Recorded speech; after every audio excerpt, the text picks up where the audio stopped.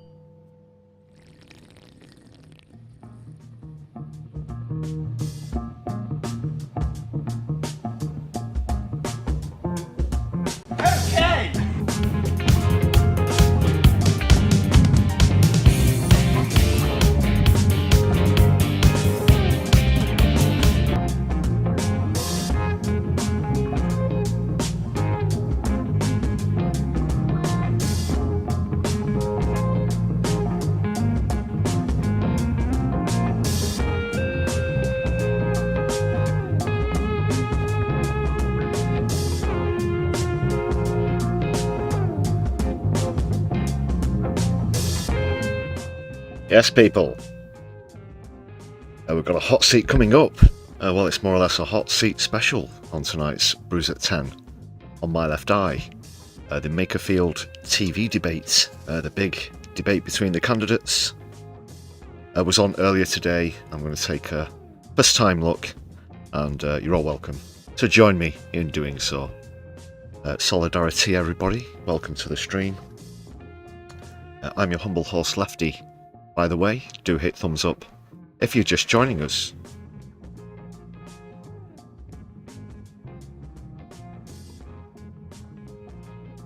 It was great to see a lot of you on last night's stream as well, on the Sunday live stream. Sorry I was a little bit tired on that one. I was fading towards the end. Quite tired, so I failed to articulate myself in my own particular my own kind of particular sort of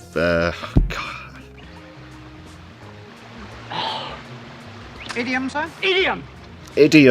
Idiom, that's the word I was looking for. Feeling a bit more sprightly this evening though. How are you doing? Sutton Steve, the shouty bloke, and Darren Smith's just joined us in the chat as well. Nice to see you guys. Hope you're well. We'll more or less be diving straight into this thing. For lack of a comedy clip, I did have one in mind, but it's AI, and I know that a lot's been said about left-wing channels using AI stuff recently. Plus, you also have to declare it now on YouTube. So, yeah, henceforth, there aren't going to be any AI-generated comedy clips. So, straight into proceedings. Well, maybe some of the candidates will provide a bit of comedy as we go. Wonder if Robert Kenyon can improve on his comedic turn on Question Time. When was that? Last Thursday? I doubt it. This is a first time watch for me, but no great expectations where he's concerned. And we'll see how it goes, because this is, as far as I'm aware, the last time that they'll all be together, sort of debating national and local issues.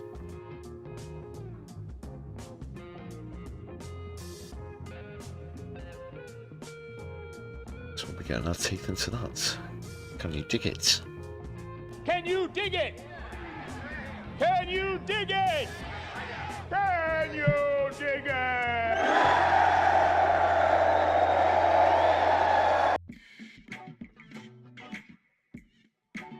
Hope you can dig it. We can certainly dig all of the members that we've got on the channel as well. Just before we get into the Makerfield debate, shout out to all of the Brew crew, 123 members. Unfortunately, a few people haven't renewed since yesterday's stream, down to 1, 2, 3 now. But we'll soon be back up there, don't worry people. But however you choose to contribute towards the channel, I would do appreciate it, whether it's super chats, super stickers, super thanks to the Buy Me a Coffee page, or of course by becoming a member. It's just 99 pence and you can enjoy a lot of perks. Hit the join button to find out more. It's definitely worth it, and you can take it from the members that we have in chat at the moment. Right, good people? The best 99 pence ever spent. Just a fraction of the price of a tasty hot beverage. So thank you very much, everybody. Also, you can give us a follow on social media if you would. At MyLeftEyeUK is the handle you're looking for. Preferably on Blue Sky, but we're also on Twitter and Mastodon.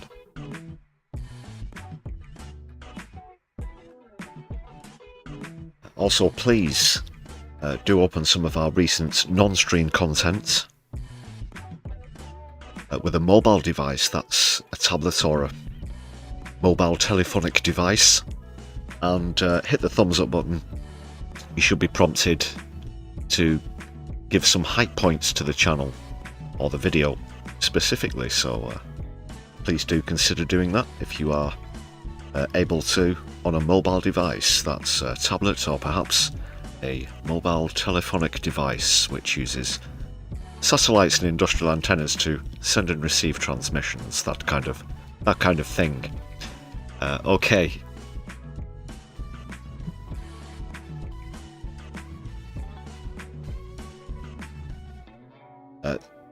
Soromei, I hope I'm pronouncing that correctly. Nice to see you join us in the chat as well. So I've done all the customary thanks and plugs in quite a swift fashion. We'll get into the debate.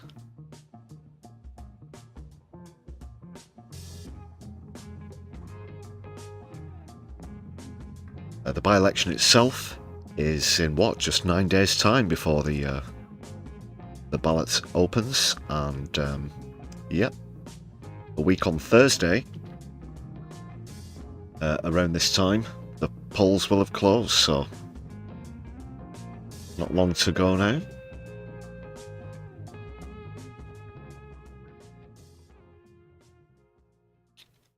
Disappointingly, they haven't got Count Binface on live. It is about 5 of the candidates, I think. They've got obviously the usual 3 different colours of Tory, red, yellow and blue, with the Reform and the Green candidates as well. So there's no Monster Raving Loony, none of the independents, and that includes Count Binface. But I do believe he sent in some sort of video message, so we'll keep our eyes open for that one.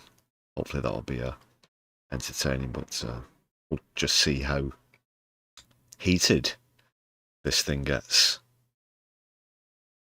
because it's already turning out to be quite a white hot seat.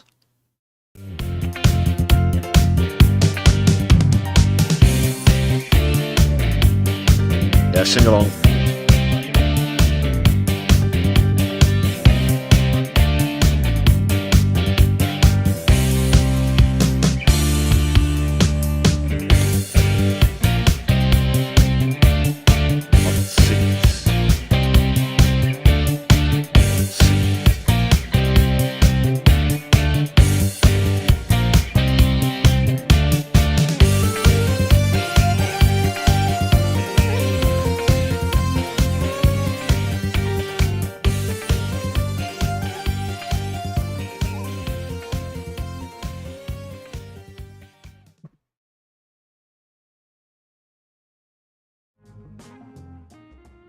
Yes, price cap for Wigan kebabs now.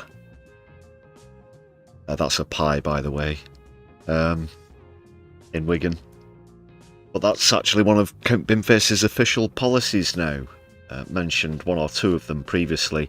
Another one, just to remind you, is he campaigns for the return of CFAX, which was a kind of pre-internet,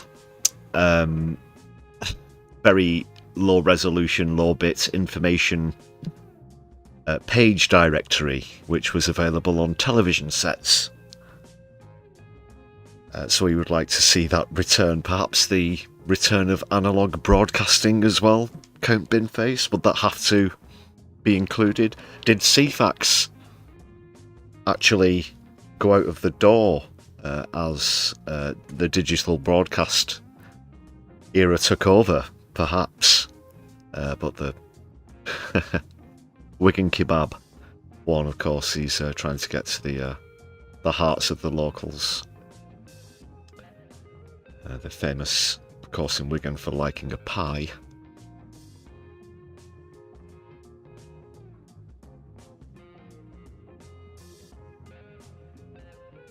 Did I see who wrote a letter to everyone in the constituency? If you're relating to the Palestine Solidarity campaign, I did hear about that, yes, of course, and Sarah Wakefield has responded positively from what I've seen. Well, I've actually read the letter. I've read the one that she wrote. In fact, she handed it to me over no, not that far, but I have read it.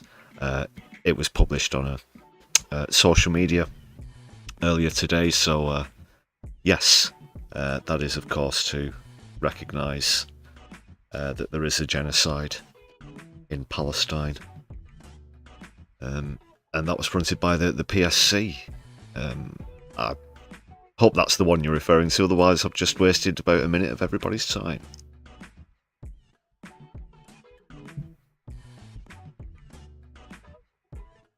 Binface reminds you of Metal Mickey. Darren. Well, but I don't know if there's a potential copyright claim in there.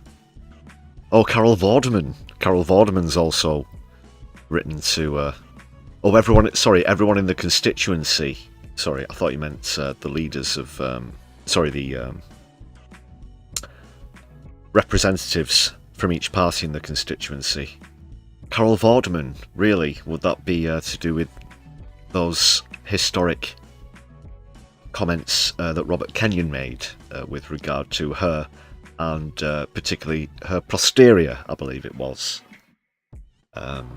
Yeah, he's a nasty piece of work. In fact, I will mention this now, lest I forget during the debate.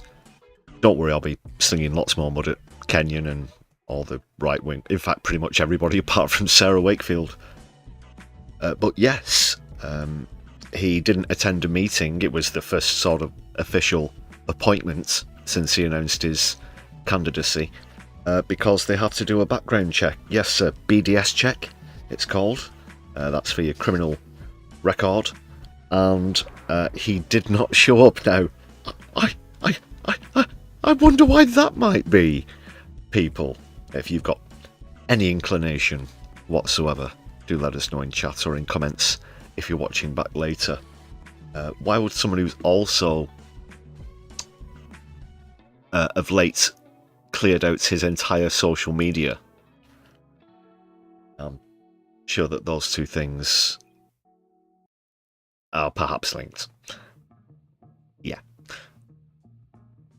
So I didn't actually read the letter, Plants McGee, from Carol Vorderman, but I'll try and check that one out. I'm assuming that she was urging them not to vote for Robert Kenyon for matters I just divulged. For reasons I just divulged, I should say.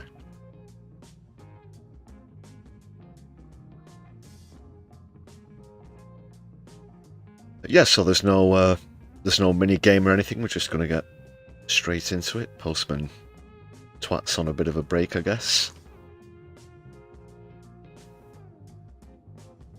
But only for a couple of days. Let's get on with it. Tom on with it. Yes, get on with it! Get on with it! Hello, I'm Annabelle Tiffin and welcome to this special BBC debate ahead of the parliamentary by-election in the Makerfield constituency. For the next 60 minutes or so, we're live on the BBC News channel, BBC Radio Manchester, and you can also watch along on the BBC News website. We'll be discussing all of the big issues that matter to people living in the constituency. I just want to quickly explain this, but there's a very, very slight delay between the picture and the audio. That's just the way it comes through on the player, unfortunately. For some reason, that's the BBC's fault.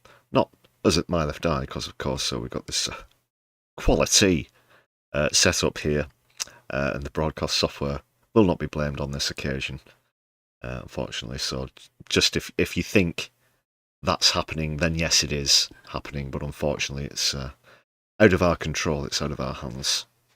Bloody BBC. And beyond.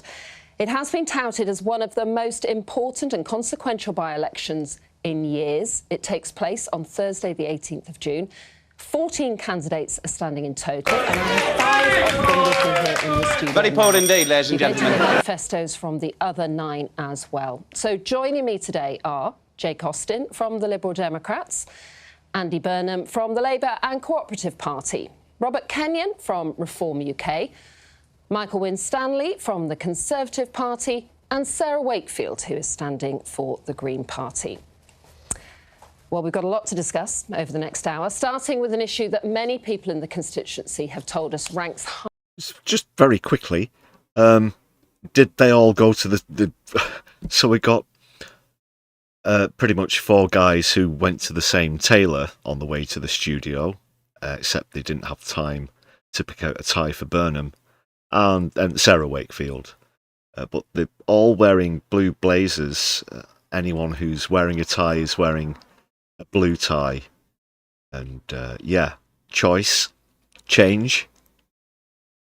So far the only change will be that Burnham won't be wearing a tie, perhaps as much as Keir Starmer does. High among their priorities, and it is addressing the cost of living. I'm going to come to you first of all, Andy Burnham. What are you going to do to help people in the Makerfield constituency feel they have more money in their pocket? Blue men in blue suits. Well, I've already acted to help people with the cost of living. The B Network has brought in low fares for people. I put a cap on bus fares, £2 for a... I'll give him that. He has done that in Manchester. I'll be fair, you know, in both criticising and pointing out good things that he's done. So, yeah, when Keir Starmer increased bus fares by 50%, Burnham did actually sort of stand up to Starmer, refused to increase the prices. You can get a £2 single still in Manchester, and if you're getting on another bus within an hour of you buying the ticket, it's still free. It's called the Hopper system on the B bus network that we have here. I've always said that he has actually done good things where that's concerned, as well as obviously full conversion to electric vehicles as well. He isn't without things that go to his credit. Of course, it's more or less the lack of change between himself and Starmer that is concerning. I'm not saying that he's, you know, the most evil person on the planet. I've actually spoke with him for a couple of minutes personally myself. I've seen him speak a few times. I've, you know, met him on a couple of occasions. He comes across as an okay guy. Again, what just really concerns me is it's more of the same, because already during this campaign he's done U-turns on a lot of the things that he's been saying for years now as Manchester Mayor, and even things before that. He seems to be dragging ever closer back to his old Blairite ways, which he did appear to be separating himself from at one point, but now that separation looks to be increasingly diminishing. That's just the way that I see it as, you know, a sociologist from Manchester. Single journey, and that can be within the hour, so people can take as many buses as they like. I also removed the 9:30 a.m. restriction off older and disabled people's bus passes earlier this year. And all of these things are designed to help people with the cost of living. In a couple of years' time, we will bring all of the rail stations of the... He's even got the Manchester B pin on his suit lapel there. You can see the yellow and black. That's pretty much how most of the buses in Manchester look now on the B network. So he's even got it. That is pretty much one of the few things he has to shout about. He has expanded the tram network. He's overseen that as well while he's been in.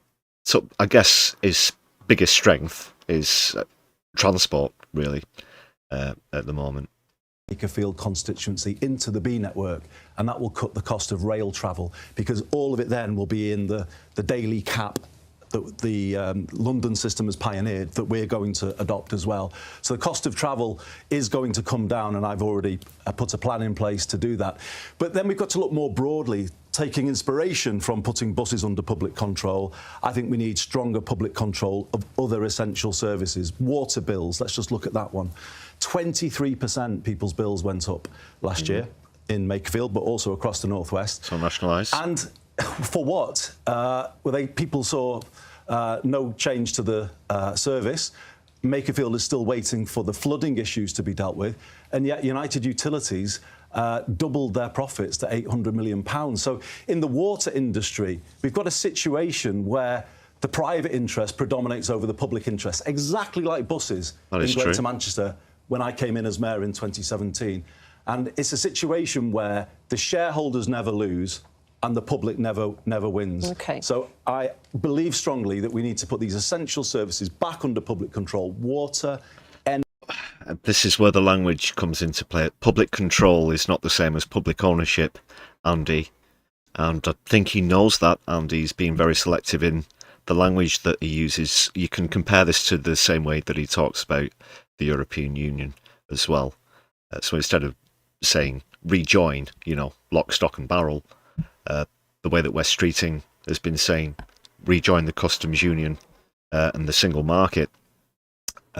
Instead, it's closer ties with, close relationships to. We've pointed this out quite a few times on the channel, but it's the same here with this issue as well. The language, the syntax, the lingo is very important. You really do sometimes have to analyse every single word that comes out, because it's a giveaway. Oh, what a giveaway. Did you hear that? Did you hear that, eh? That's what I'm on about. Energy, housing, getting rents down. Michael Winstanley, this is my plan for to the solve cost of living pressures. What is your plan? I think what we really need to look at is those energy bills. We've got a clear plan about how we can reduce those energy bills, which is a real hit for people across the constituency. We need to get drilling again in the North Sea for oil and gas, and we need to make sure that we... Are you fucking... Well, is the Tory insane? He asks, rhetorically. But that is batshit crazy, Winstanley. It really is. Yeah, let's just, we've just literally on the back end of back-to-back days of record-breaking heat in the month of May. And yeah, let's just pour some more CO2 into the air as a short-term fix. We've already got Jackdaw, we've got Rosebank up there.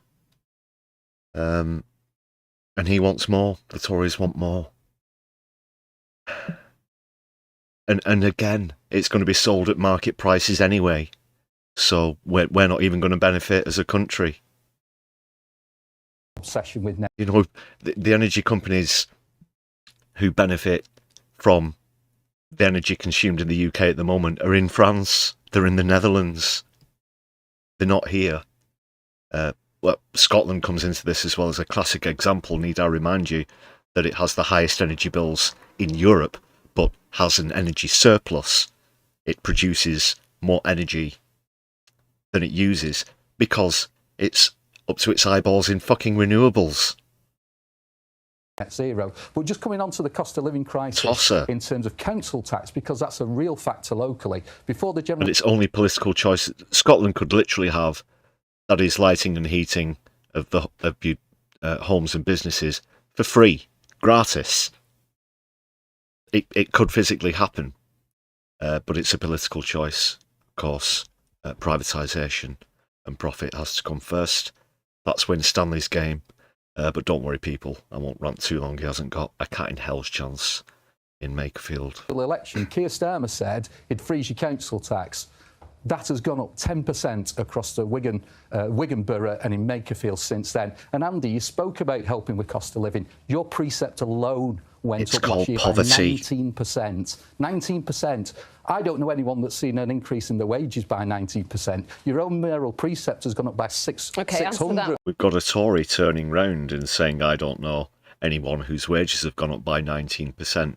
Well, maybe check out how rich the wealthy got during COVID, for a start. Do you know how much Jeff Bezos makes an hour? It's ridiculous. There's been news out today that, on paper at least, Elon Musk could be heading towards becoming the world's first trillionaire. So yeah, there are people whose wages, well, there's not wages really, are they? People whose earnings, should we say? No, it's not even earnings, because they don't earn it, do they? Third time lucky. The amount of money that they've got goes up by so much. Yeah, that does happen, but to the rich, not to the poor. It didn't happen to the poor because of a decade and a half of Tory austerity, you blue-badged gimp.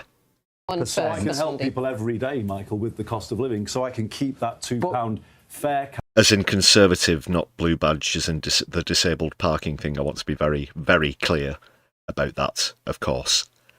Blue badge is in the Conservative. He is a gimp, Winstanley. Tory tit.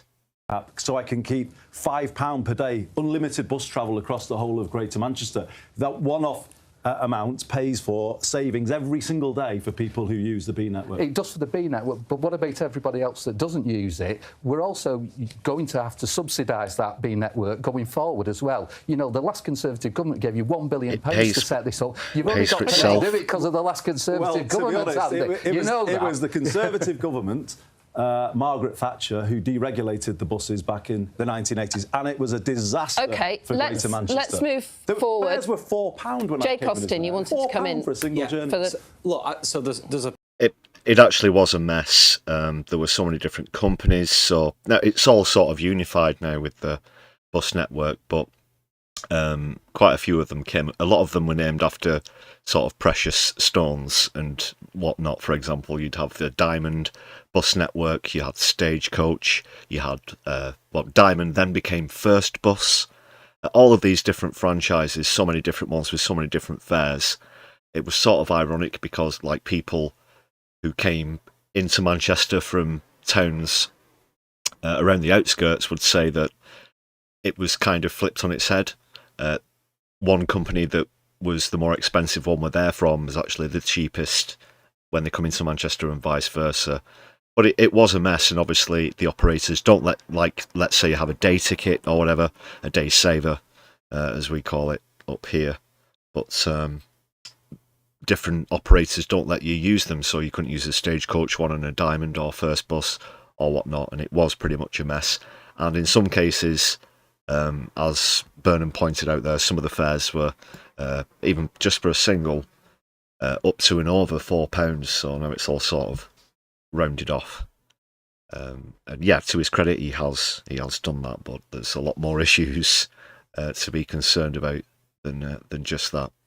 Bunch of fantastic Lib Dem policies to help with cost of living. Michael's touched on energy in particular. The Liberal Democrats would introduce an essential energy guarantee to give millions of households an extra £100 off their energy bills. That's plus our plan to bring down the cost of energy by half over the next 10 years. And how is that funded? So the energy essential guarantee is funded by a £3 billion clawback on windfalls from energy companies. We believe that energy companies, who are a monopoly in this industry, have profited too much off the backs of the conflicts that we've had in Iran that have raised the oil and gas prices. We believe that money needs to go back into the pockets of the people who are paying those energy bills, because energy is remember Nick Clegg. Those don't are some bother Democrat plans. I just want to touch on some of the points with the nicey before you get into bed with the Tories when it comes to the crunch. A great point about some of the stuff that he's done as Mayor of Greater Manchester. And I think most people in the region would agree that bringing the bus services back in. Has Ed Davey given you any hang gliding or canoeing lessons lately? Has he taught you how to juggle lions? The £2 bus fare caps, great. And the process to moving towards bringing in our rails, great. I think most people agree with that as a policy.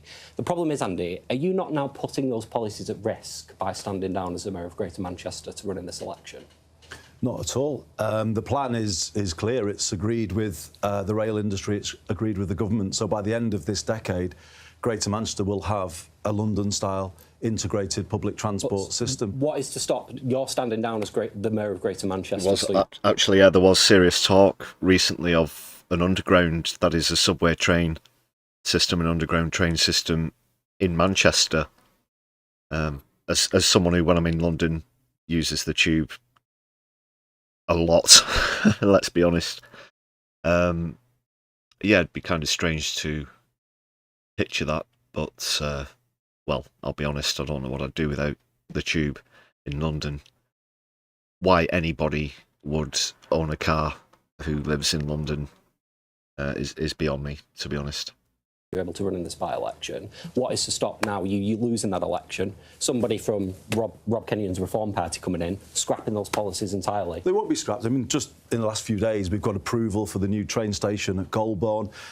The work is starting at Hindley Station to make it fully disability accessible. So it's set. Okay. You know, this is changing. The public transport system of Greater Manchester is on a path now to becoming certainly the best public transport system outside of London. I want to be able to bring Sarah in.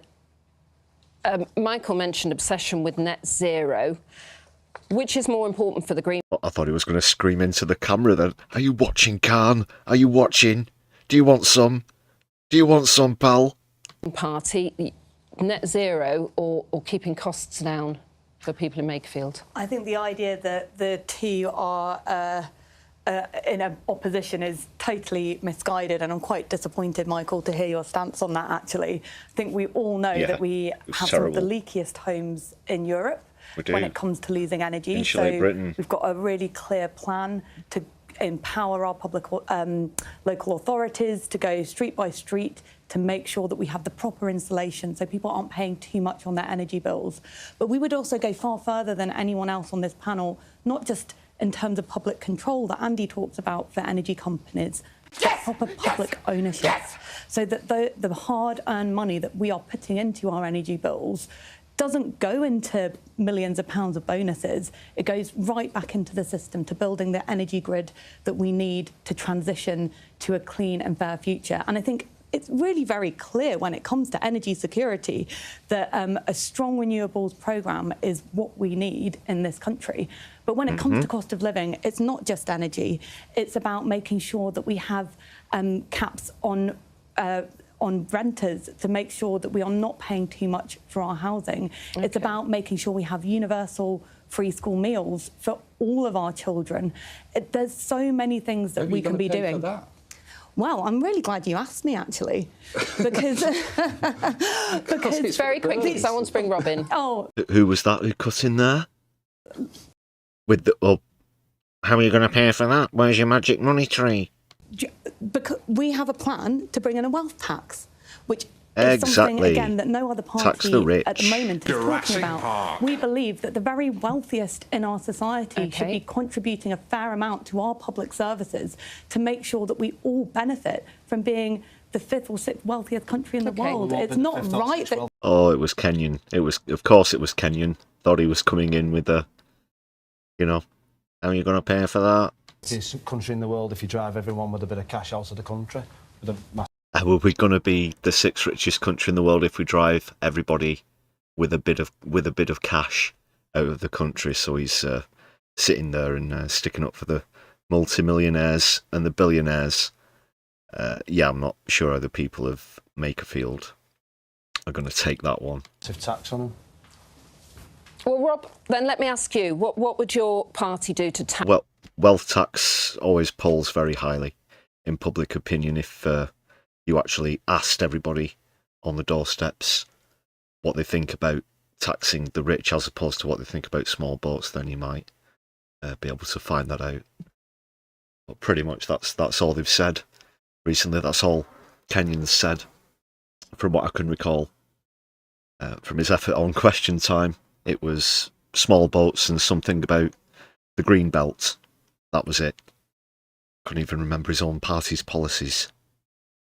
Tackle the cost of crisis. You wouldn't tax nationally. Obviously, wealthy. this is a by-election, so I'm all about being local. But nationally, the policies are scrap VAT on energy bills, scrap net zero, drill in the North Sea. Them three simple he's policies. remembered a couple more now. Locally, Has he? What? Screw the planet, drill in the North Sea, and as though he's describing fitting some sort of water inlet, if you want to get specific.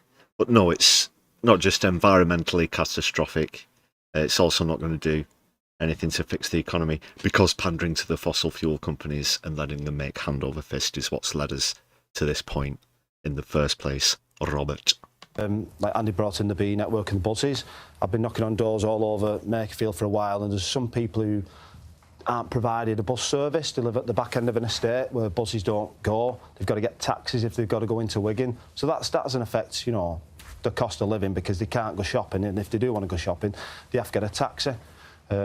So as a local MP, what I would do is I'd tie in with the local bus networks and make sure that the people at the back end of estates, especially pensioners, are serviced by, the local bus companies is the B network, Robert. So, yeah, and they're all electric. Excuse me, they're all electric. So your fossil fuel company pals, who you obviously represent, that's who Reform plc.co.uk/recycle Tories represent, of course, massively funded by fossil fuel lobbyists, and he sits there. It's often been said that politicians should sit with the sponsors' logos on the suits to show who they're actually speaking for, and this is a classic case here with Robert, just call me British Petroleum, Shell, Texaco, Kenyon. Smaller buses that used to go through estates, just make sure that they get back up and running. And like I say, I know firsthand what it's like to struggle. I've probably been shopping at a certain German supermarket beginning with A all my life, and I'm the one who goes shopping, so I know how much things cost, and I know how expensive it's gone over the last couple of years. Do you agree with the reform policy to bring back the two-child benefit cap?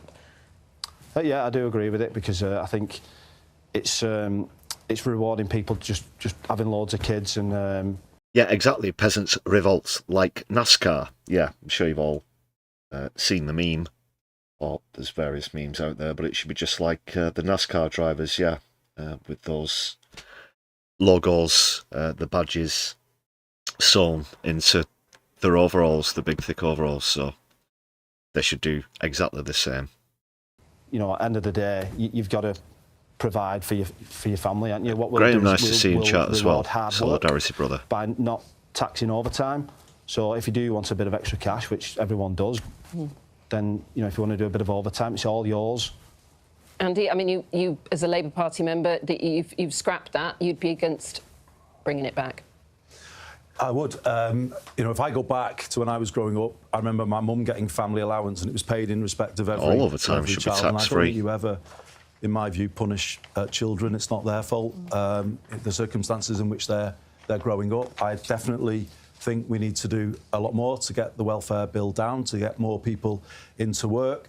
If you look at the number of people in their 20s out of work, it's a bit of a national scandal, to be honest. And the report from Alan Milburn last week, I strongly support. I'd like to know this one, actually, from Burnham. This will, sort the wheat from the chaff, or maybe put the cat amongst the pigeons. It's actually already policy in other European countries that the time it takes you to travel to work counts as work, so you're paid for that time. Wonder, obviously, because Burnham spent so much time talking about transport and commuting, where he might sit on that one, because, of course, that's a policy that I wholeheartedly approve of. Many people travel for an hour or longer to work, so that's an extra 2 hours out of your day. If you're just working a standard 8-hour shift, that's 10 hours, plus, let's say, you get a 30-minute break, of course, so you're talking 10.5 hours out of every day. It would certainly go a long way to help out with a lot of people who are living on the breadline at the moment. We've had devolution of employment support in Greater Manchester. We've succeeded in double the success rate in getting people back to work. And I don't shy away from saying that. I also think the education system in this country has been too focused on the university route, and it's left some young people, when they get to the end of school, without a clear path into the future, hence some moving towards worklessness.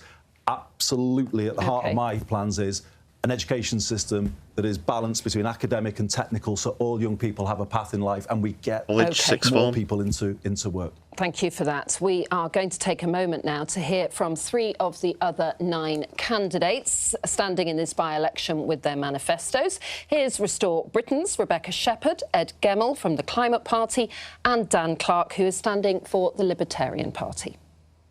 Right, so first of all, assuming we're going to hear from Restore first, because that was first in the list of 3. But they've actually played a significant role in this by-election already, it would seem, from the polling that we saw on yesterday's live stream. Although Burnham's at 49%, which is, of course, impressive, it does seem to be the case that Restore have been holding back reform. Of course, they're a more potent version of reform, if you want to put it that way. These are the real super neo-Nazi fascist guys, really. Sociologically speaking, it's not going to be reform who come with, jackboots marching down the street, but they will facilitate and open the door for that, and it could exist in Restore. So let's see what their candidates has got to say, because unfortunately at the first time out they've hit 8% polling, and fortunately they do look to be cutting into Reform's vote share, but we'll talk more about that later. Hi, I'm Rebecca Shepherd, your Restore Britain candidate for Makerfield. I've run a small business here in Wigan Borough for most of my adult life. I'm not a career politician. With Restore Britain, I'll put Makerfield first. Safer streets, better send support and reviving high streets. Nationally, we'll reverse mass immigration, reward British workers. It's been halved. It's been halved. So you pretty much don't have to do that. And it's always consistently been about 10% of the population making up migrants. It's been that way for quite some time now. You should check out the stats. With lower taxes, scrap net zero and put the British people first. Restore Makerfield and Restore Britain by voting for me, Rebecca Shepherd. So just been delivering leaflets about our vision for what should be happening in the UK.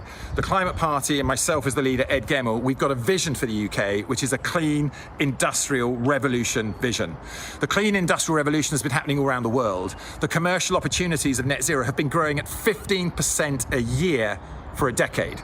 Britain needs to get involved and lead this new industrial revolution, bringing the benefits to Britain, growing our economy and having enough money for our NHS, for our defence, for jobs for our graduates, for everything we need to be doing. For defence, did he say? Ed Gemmell, we've got a vision for the UK, which is a clean industrial revolution vision. The clean Labour have failed our leader, Ed Gemmell, we've got a vision for the UK, which is a clean industrial revolution vision. Now, when obviously he represents the Climate Party, yeah, of course, on board with a lot of the climate stuff. But for defence? Clean industrial revolution has been happening all around the world. The commercial opportunities of net zero have been growing at 15% a year for a decade. Britain needs to get involved and lead this new industrial revolution, bringing the benefits to Britain, growing our economy and having enough money for our NHS, for our defence, for jobs for our graduates, for everything we need to be doing right now. Labour have... No.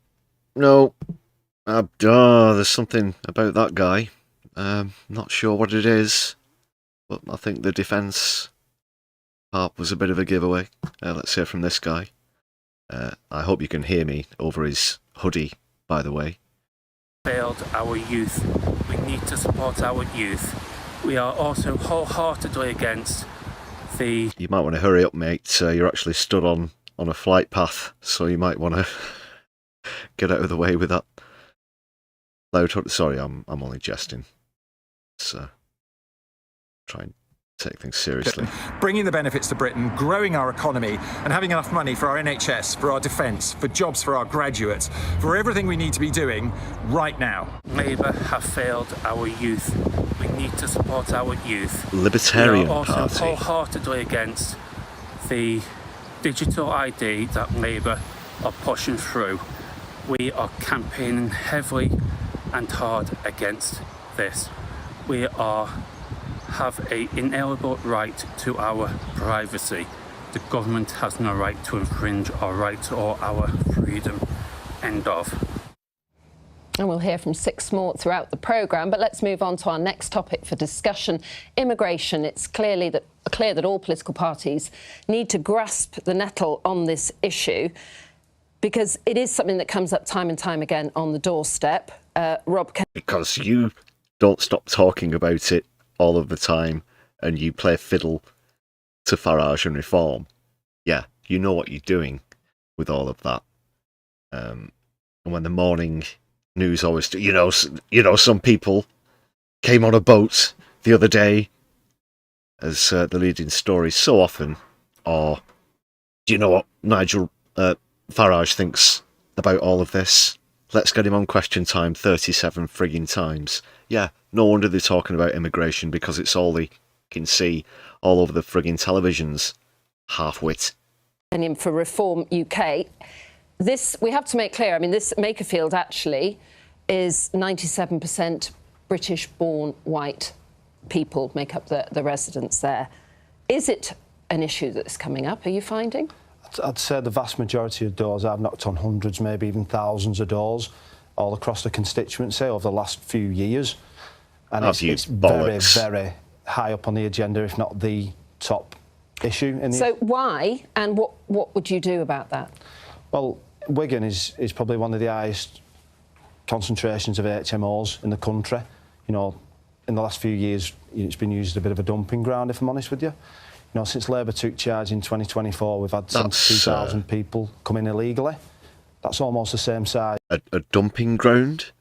A dumping ground? What, are you describing these people as trash? As rubbish? As garbage? Is that it? This is the Makerfield constituency, which is like around 78,000 in such a short period of time. You know, if you're going to come in the country legally, that's fine. You're welcome. You know, if you're going to come in and work and help us, by all means.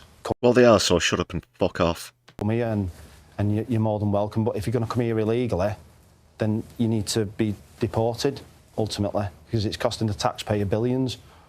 And it isn't, because they don't have national insurance numbers, so they can't claim dick all from the Department of Work and Pensions. You ridiculous shite hawk. You talk about HMOs. I don't know if you know the figures, but there are something like 200 licensed HMOs in Wigan. 200. I don't know if that's disproportionate to the rest of the region, if anybody knows that. 200. Not thousands, and there's like costing the DWP billions and trillions.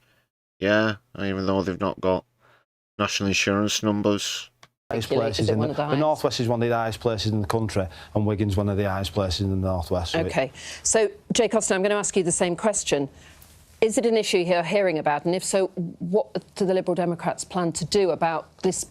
For many, it is. It's got to be London, hasn't it? Most of them are going to be in London. Surely. Not fucking Wigan. Perceived problem. Yeah, of course. It is an issue that comes up on the doorstep, and we talk about it. We've talked about it consistently ever since the Brexit vote, if not before then. And consistently what we're hearing is that people have genuine concerns about immigration, but the problems that they have not being able to afford a house. No, they don't. They have drummed up mainstream media rhetoric-based opinions. What, you think most of these people are actually in possession of the facts, or that they just regurgitate tabloid and right-wing trash headlines? Come on, get real. House, not being able to afford their energy bills. They are not linked to the problem of immigration entirely. They are failures of government and successive governments to be able to tackle those issues. I believe we are constantly told by the extreme parties, particularly on the right, that immigration is the cause for most of our problems. We've seen immigration over the last couple of years. I've got no love for the Labour government or Keir Starmer, but immigration has come down significantly over the last couple of years. Yet those problems are not solved, not because immigration is the sole problem with them, yet we're told constantly by Reform that the silent majority of... Yeah, so by Reform logic, we should have half of the problems that we did before. If immigration's halved, the problems of... And what? So the benefits bill will have halved as well, according to Reform. Phil, if you'd be so kind as just to hand me some of the statistics on that particular matter. Oh, no, it turns out that they didn't. So it's bollocks, isn't it, Kenyon? People wants to get rid of everybody out of the country. I don't agree, and the Liberal Democrats don't agree. We believe the silent majority of people are compassionate people who care about the people who are working in the NHS, who are helping our elderly people in social care. Yes, they want to see controls over immigration, but they're also worried about what moving to the extremes on this is going to do to our country. OK, Michael and Stanley, they're saying, Jake says actually under Labour, immigration has... Get ready for it, everybody. He's going to come out with some more ridiculous shit. ...fallen. It didn't under the Conservative government. So it's a good job Kenyon's there. This guy's just thinking, I can pretty much get out of this scot-free because despite the amount of ridiculous things I'm going to say, at least I'm sat next to Robert Kenyon of Reform.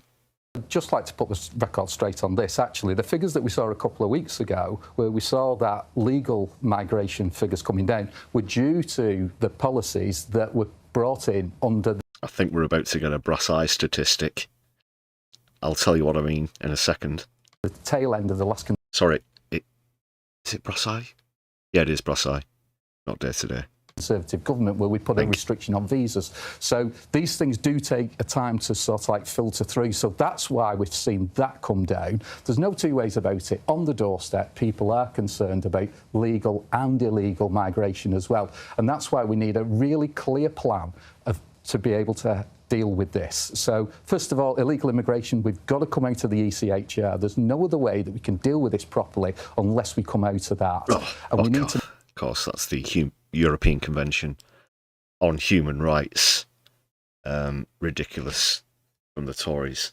But I thought he was going to say that, of course, people sneaking through the system, the illegal immigrants who don't get counted, are on the increase. That's the old crimes we know nothing about are on the rise from Brass Eye. But yeah, sure, you'll just take us out of the ECHR just to deal with this migration issue, and you certainly won't use leaving the ECHR to revoke any of our other rights, would you? No, because you're the good old Conservative Party. Just how stupid do you think we are? No, we're not going to give up our fundamental rights for you and your bullshit migration crisis that's not even a fucking crisis.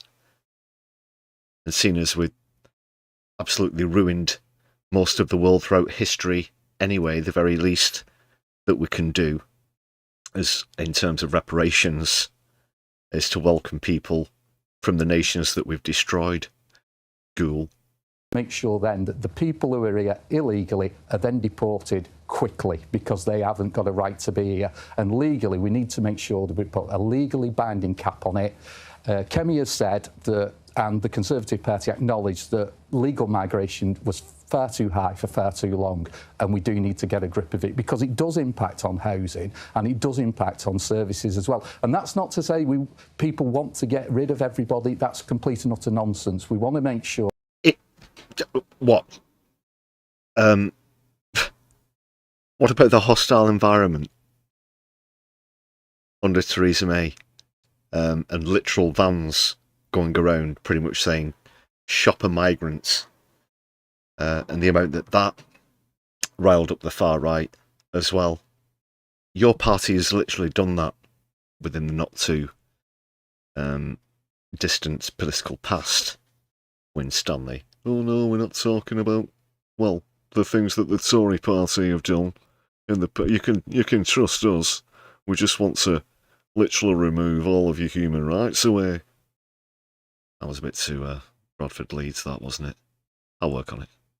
He's still a cog. That the people who need to be here are here as well and are contributing to society and paying those taxes, which helps to grow the economy, but we need to do that in a responsible way. Andy Burnham, has your government gone far enough? Has it done enough to do something about this issue? Well, certainly others are right. It's not my government yet. That it does come up on many doorsteps. And is oh, you mean Labour, right. one of the top issues that people want to discuss.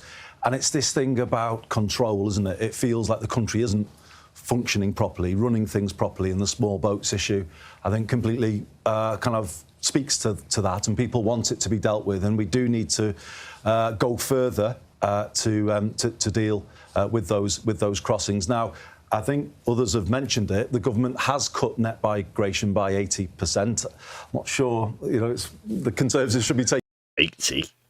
I don't think it's 80. It's not that high, Burnham. I think you're pushing the figures a bit. Taking credit for this. It's happened on this government's watch.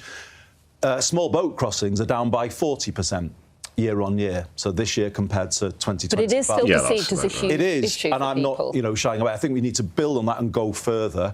And I would actually agree with what Michael said. I think we need to make greater use of detention so that people who've got no basis for a claim are not actually admitted into the country, but that's dealt with quickly, and there's a speedier return. Actually, returns are up under this government. What, are we going to use the shitty old army barracks again that were deemed unfit for human habitation?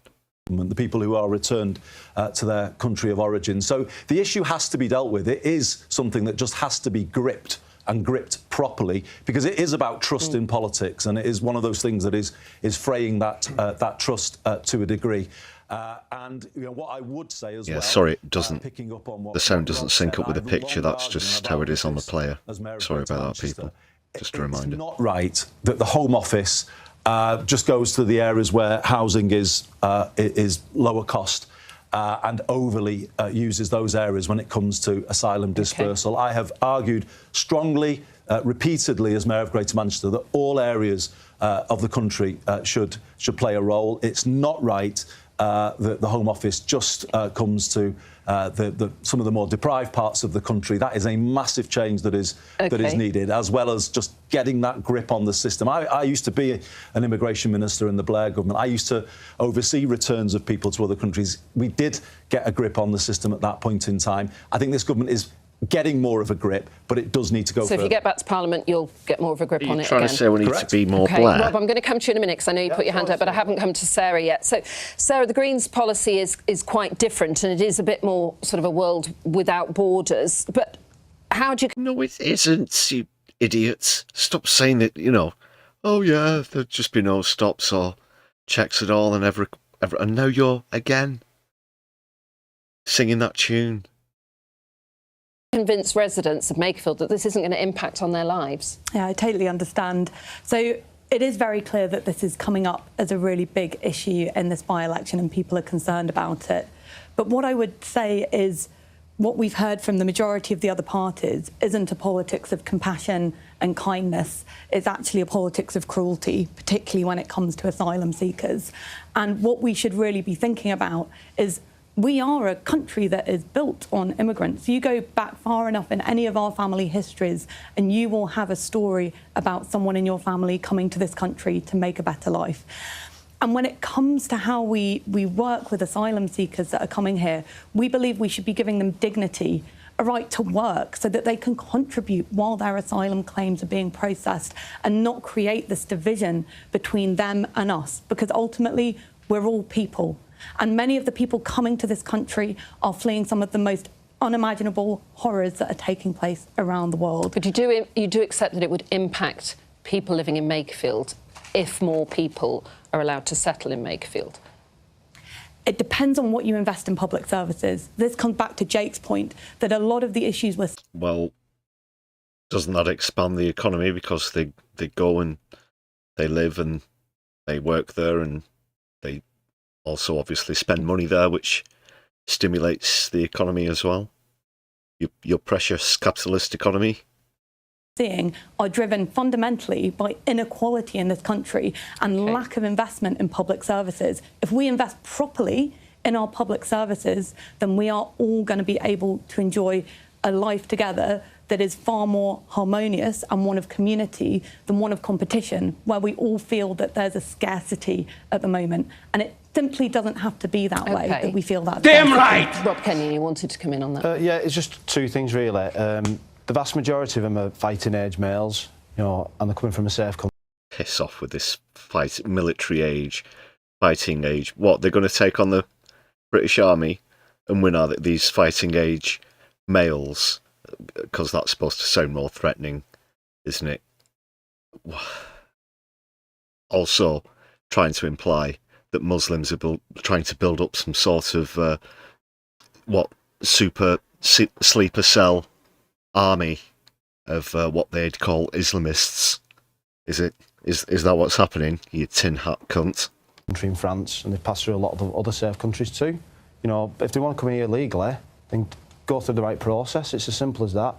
You know, if you've got fighting age males something to offer us and you do it the right way, then by all means, people are free to come and help us in this country wherever we need support. But I just had a question for Andy. I sent something written not so long back about was it making the illegal immigrants or asylum seekers giving them to local authorities to look after? Is that, you know, with regards to housing? I just wanted to clear something up, that's all. I just wanted to ask the question. Because at the moment, local authorities don't decide. Oh, that's the question.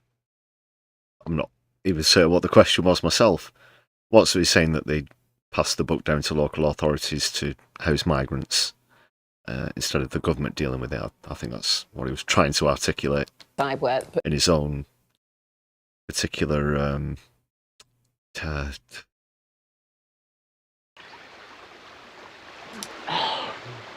Idiom, sir? Idiom! Idiom. Where asylum seekers are housed. Local authorities are just often not consulted at all, and that would be true of Wigan Council. I mean, the Home Office just does what it wants, and you know there isn't then the ability to plan at a local level. I haven't actually proposed direct. I read this. Yeah, I do a lot of reading. Heard about this thing the other day. That local authorities should take control.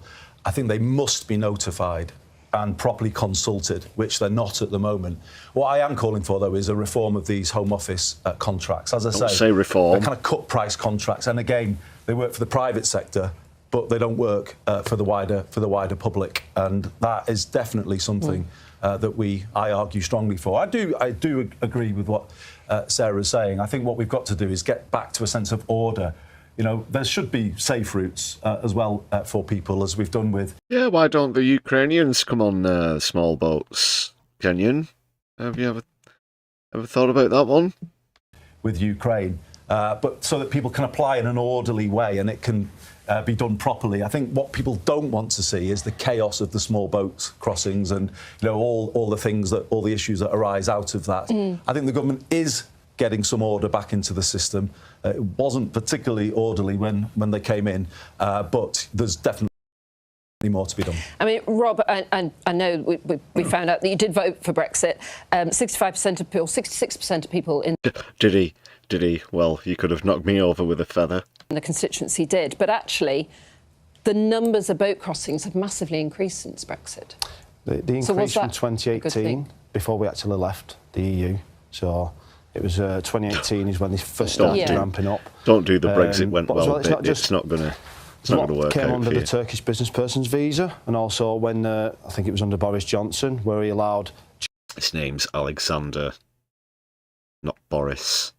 Jobs to be advertised abroad. This was obviously legal migration. Jobs to be advertised abroad before this country. So, but that's still it's immigration. Not small boat crossings. Illegally, yeah. It's not small boat crossings. Illegally. Like Michael said, we need to leave the ECHR so that we can determine the court, basically. I was just going You haven't got a fucking clue what's in the ECHR, have you? I'm looking you right in the eye down the lens. Add insult here. I say this bit about Brexit and small boats is a totally red herring at the end of the day. We used to have lots of people coming in, being smuggled in via lorries and things like that. We clamped down on that. Did we? What? And they were unaccounted for, were they? But you know that they were here. And of course, the people smugglers found these people who sneak past us that we don't see. Yeah, we've got a list of them. Another way to do it, and this is why we've got loads of small boat crossings as well. The only way we can really deal with this is by make sure that we've got a deterrent straight away, so there's no pull factor to come here straight away, so that you know if you come here illegally, if you've got no rights, you will be processed and you will be deported. Of course they think that's going to fucking happen to them anyway. Why do you think that they're sneaking in lorries, you idiots? What the... Oh... So we didn't have to go through all this trouble. Sorry, we were worried that we were going to get deported. What with us being illegal immigrants and all. Fucking hell. That's the only way to do it, and that solves all the problem about the... You know what'll solve the problem? If we deport these people. Home Office pushing people out into been up all night thinking of that because one. they're doing that Genius. because they're trying to assess all these claims. We need to make sure that they're coming here properly, safely, legally. Okay. And we also need to smash these gangs because they're the ones that are actually profiting out of people's misery, and that can't be the white gangs. Right. And I don't... Most of the gangs over here are white, you know. I don't think anyone on this panel wants that. Very quickly, I want to bring Jake back in. You wanted to say something quickly. Yes, Michael's very eloquently trying to explain what happened, but the reality is once the Tories delivered a botched Brexit deal, immigration figures massively soared within this country prior to what they were pre-Brexit. We are constantly told by the parties, particularly those on the right, that, oh yes, we'll get to grips with immigration just after Brexit's done. We'll do Brexit, that'll sort it. Oh, no, that's actually not the case. Immigration went up after Brexit. And then we're now being told by those parties on the right to actually we just need to get out of the EHCR, and then once that's done, great. Do you want to answer what Michael asked you? The fundamental problem here is that the problems that people talk about on the doorstep that relate to immigration, being able to afford to buy a home, their taxes going up, it's not solely the cause of immigration, it's a failure of government. OK. But to get, if you I don't know if you're going to answer. Are you going to answer quickly? Because I need to bring Andy back in. Question, I think I answered this pretty strongly on question time. I don't think everyone watched it, but yeah, that's fair. That's fair. So for those at home who haven't already watched that on question time, our policy as Liberal Democrats is that we need a stronger relationship with Europe via a customs union to bring 25. Andy, really briefly. The last thing that the country needs is to rerun that argument again. I'm sorry, people. I just this is quite a schoolboy error. Just. Realised I've been following Top Chat and not Live Chat. Don't worry, it's still Live Chat on the screen. It's just over here on my other monitor. Right, I've got you. Sorry if I've missed any messages there. Nice to see the almighty Revilo with us as well, Solidari-Tea.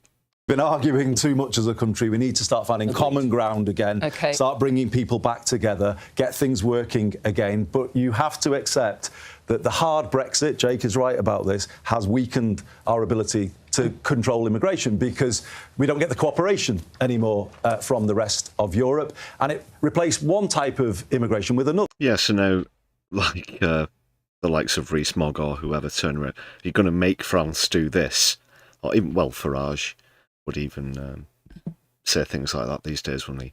You're going to make France do this, or you're going to make all these Eastern European countries do that.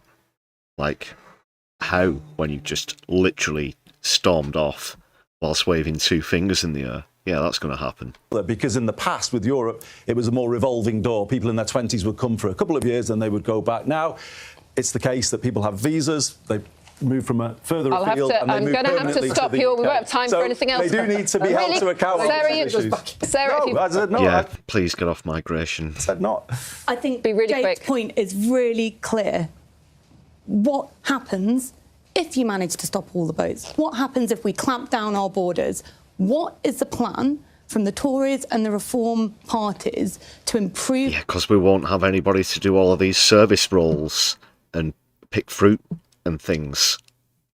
this country and improve the quality of life of people in Makerfield. Unfortunately, Sarah, I wish... And it's not exclusive to that, of course. A lot of them come over here and get what you might call, higher-end degrees, professions, doctorates, etc. Architects, people of a high stature, not work-shy fops like you, Reeves. We had time to let them answer that, but we won't have time for any other subjects if we go into that now. But thank you very much. There are, as I said, 9 other candidates standing for election, and here are 3 more of their manifestos. We've got independent Robert Powell, the Rejoin EU Party's Peter Ward, and Alan Howlin Lord Hope of the official Monster Raving Loony so we are Party. going to get to hear from Monster Raving Loonies. So why am I doing this? Well, because more than 20 years after fox hunting was supposedly banned, hunts are still killing wildlife across the country every single week. We're constantly told the law is working. If that's true, why are we still here? Why am I dressed as a fox? Right now, the government is consulting on trail hunting, the excuse hunts have used for years to keep operating and killing wildlife. But banning trail hunting alone isn't enough. We need every loophole closed, every exemption removed, no more opportunities for hunts to just rebrand, reinvent themselves and carry on as usual. The people who told... Well, if this guy's not joined Animal Rising or whatever yet, then he should. But of course, do support the ban on fox hunting and all blood sports. They're absolutely grotesque and abhorrent. So, which one's this guy? Who appears to have come from 1990? Used to vote Brexit way back at the referendum are not coming to you now saying, see, told you it would work, told you we'd have lower prices, told you we'd have more jobs. They're coming to you and saying, blame the immigrants, blame the minorities, blame the vulnerable. And that's because Brexit has been a disaster economically and socially. We need to turn that round. Hello, people of Makerfield. I am Howling Lord Hope. I am standing for the official Monster Raving Loony Party. That's Howling Lord Hope. Lord spelt L-A-U-D, of course. Lording it up. In your forthcoming by-election on June the 18th. I get lots and lots of questionnaires from people in your area saying, what would I do about this? What would I do about that? What would I do about this? What would I do about the other? Well, to be honest with you, Makerfield has had a Labour government for a long, long time. What on earth did Labour do? Why are you in such a mess as you are? If you want to vote for none of the above, you can do that. You can vote for the Monster Raving Loony Party. And I just have to say our independent was Robert Pownall, not Robert Powell. Now, for anyone joining us midway through, this is a special BBC debate ahead of the parliamentary by-election in the Makerfield constituency, live on the BBC News channel, BBC Radio Manchester and the BBC News website. Next, on my left eye, we are going to go to a topic that is, well, it affects so many different towns and cities, but this place in particular, Ashton and Makerfield in particular, and it is anti-social behaviour. And Michael Winstanley for the Conservatives, I'm going to come to you first. You were always the party of law and order. But you go into that town in Ashton and Makerfield, and that is what people are talking about, that there are gangs of youths rampaging through the town on evenings. What are you going to do about that? You're absolutely right. And as a resident of Ashton and Makerfield, I've seen this at first hand as well. And it is frightening for people in Ashton, and that's driving people away from our high streets as well. And what am I... Is it not the migrants that are scaring and driving people away? Oh, no, it's the what do you call them? Indigenous folk. Campaign pledges is that we do need to crack down on crime and antisocial behaviour, and the only way we can do that is actually by having proper effective policing on the streets to have that presence. And we also need effective deterrence as well, so that when these people are caught, that they're actually dealt. That's who he reminds me of, the actor, and he's in the Shawshank Redemption as the prison governor. Yeah, the one, at the end with the poster and all of that stuff. Yeah, that's who Winstanley here reminds me of. It had been sort of ticking me off at the back of my mind throughout this. Like this guy certainly reminds me of someone in it. Yeah, the prison what was he called again? Oh, it might come to me. But yeah, if you know the film Shawshank Redemption. With severely, and that actually then provides a deterrent for future, for future behaviour as well. He's being very obtuse, isn't he? That's the only way that you will break this cycle. It's very obtuse and we need to opinion. do that by getting more police on the streets, increasing those powers that they have. For example, things like stop and search and things like that. So we do really need to take control of those streets again with a strong police presence and to really clamp down on this. And when you talk about deterrence, what exactly are you referring to? Well, we need proper sentencing, and we need to make sure that when you get the sentence, you get it served. When I was growing up, people had a great deal of respect for the law. When they saw the local bobby on the street, you can't unsee it now. I know you can't. You're just seeing the guy from the Shawshank Redemption. He was also in other films. I'll think of one in a moment. Sort of like, you check yourself. Now it's all about, I know my rights, you can't touch me, and this is where we've gone. Oh, he was in Demolition Man as well. Yeah, he's in Demolition Man with the old Wesley Snipes and Sylvester Stallone. For far too long. There needs to be a correction back again here, and we need to make sure that when people are caught, there's some proper, there's some proper deterrence. But it's going to take a multi-agency approach as well, and it's not all down to the police. It needs councils. Your party was in power for 14 years. What did you do about it then? Well, we obviously we did make sure we did cut police numbers, which was wrong, and we've admitted that was wrong. But yeah, sorry, I've been too preoccupied with the Shawshank Redemption thing. Let's stay on point. This is a serious channel all about politics and society from a left-wing point of view, of course. But again, how dare the Tory turn around as well? Look at the state of these streets after we cut, 20,000 police? Well, we would talk about the numbers on yesterday's live stream, in fact, weren't we? Yes, 20,000 police that they cut. Oh, now, look, there's all these youths in balaclavas on small, shitty motorbikes and or e-bikes and scooters as well. At the end of that period of office, we did bring off the heads on what are they doing now? Nitrous oxide and all of this business. Those back again, but we've also got to look at, we've actually devolved police and crime down to commissioners, and obviously in Manchester it comes under Andy Burnham now. We did have our own, but that's come under Andy Burnham. So that's down to police and crime commissioners as well, to put those policing plans in place locally to make sure that they are then held accountable to the people in those constituencies and boroughs. You've set this country back decades, nay, probably centuries now, with all of the harm that you did to this country, and now to turn around and go, oh, by the way, Maker, we think we might have a solution to this problem which we created ourselves. Again, don't get too infuriated, because the Tories don't really have a cat in hell's chance in Makerfield, at least. Yeah, we know how the public will respond in the ballot boxes to win Stanley. Fuck off. Sarah, what do the Greens say? Do you agree in more punitive measures, more policing, more zero tolerance? I mean, sorry, Michael, but listening to you talk, it's almost like you want to bring the cane back. I really think we have to acknowledge that these are young people in our communities. They are sons and daughters of ours. We're terrorising people. Well, excuse me. I have something to say. And yeah, it's her time. I just kind of, she's got this sort of jolliness about her, and he really is quite ridiculous when Stanley with his proposals. But just the way that she is, like, yeah, you'd bring back caning. You'd probably bring back, base 16 currency as well. There are far, far better ways of supporting our young people to live better lives as part of the community than chucking them in prison.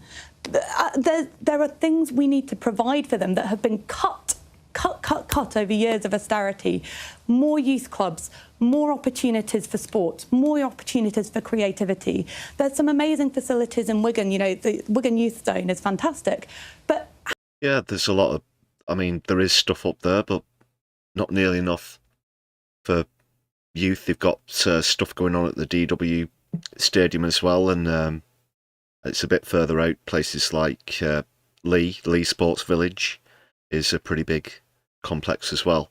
Give them something to do, and they won't be on the streets. More community centres, more money in the arts, get them into playing an instrument. Maybe they want to do a bit of local amateur dramatics, whatever other arts and craft you might want to get them into, or sports is obviously a big one, especially where young lads are concerned. All of the things that the Tories have cut and whittled away, and now Labour doing exactly the same thing. But the solution isn't the, harem scarum, lock them all up, whatever, law and order, knee-jerk reaction that Winstanley's giving. You do have to give these young people hope, and that's what's going to stop them. And that's not a fantasy, that's not out of the realms of reality either. You'll hear a lot of people who grew up in poverty, unfortunately. They ended up in the wrong circles, in the wrong group of friends, perhaps part of a gang, perhaps got into drugs, perhaps both, whatever. But then they redeem themselves and they want to reach out to young people now that they're older. And, you see some people in the 40s, 50s, often even older, telling these stories, just wishing that they could reach back into the past. And that is the kind of hope that you really need to focus on, that your policies have to be based on, instead of the usual Tory garbage again that got us here in the first place. I do like how Wakefield's reacting though. How do you get at least she's got character. there as a young person on an evening? We need far more devolution into our towns and villages, reinvestment in youth workers, reinvestment in proper sports facilities, things for young people to do. At the end of the day, our young people are suffering from a massive mental health crisis at the moment. Our schools have been turned into exam factories. They're really suffering from the effects of social media.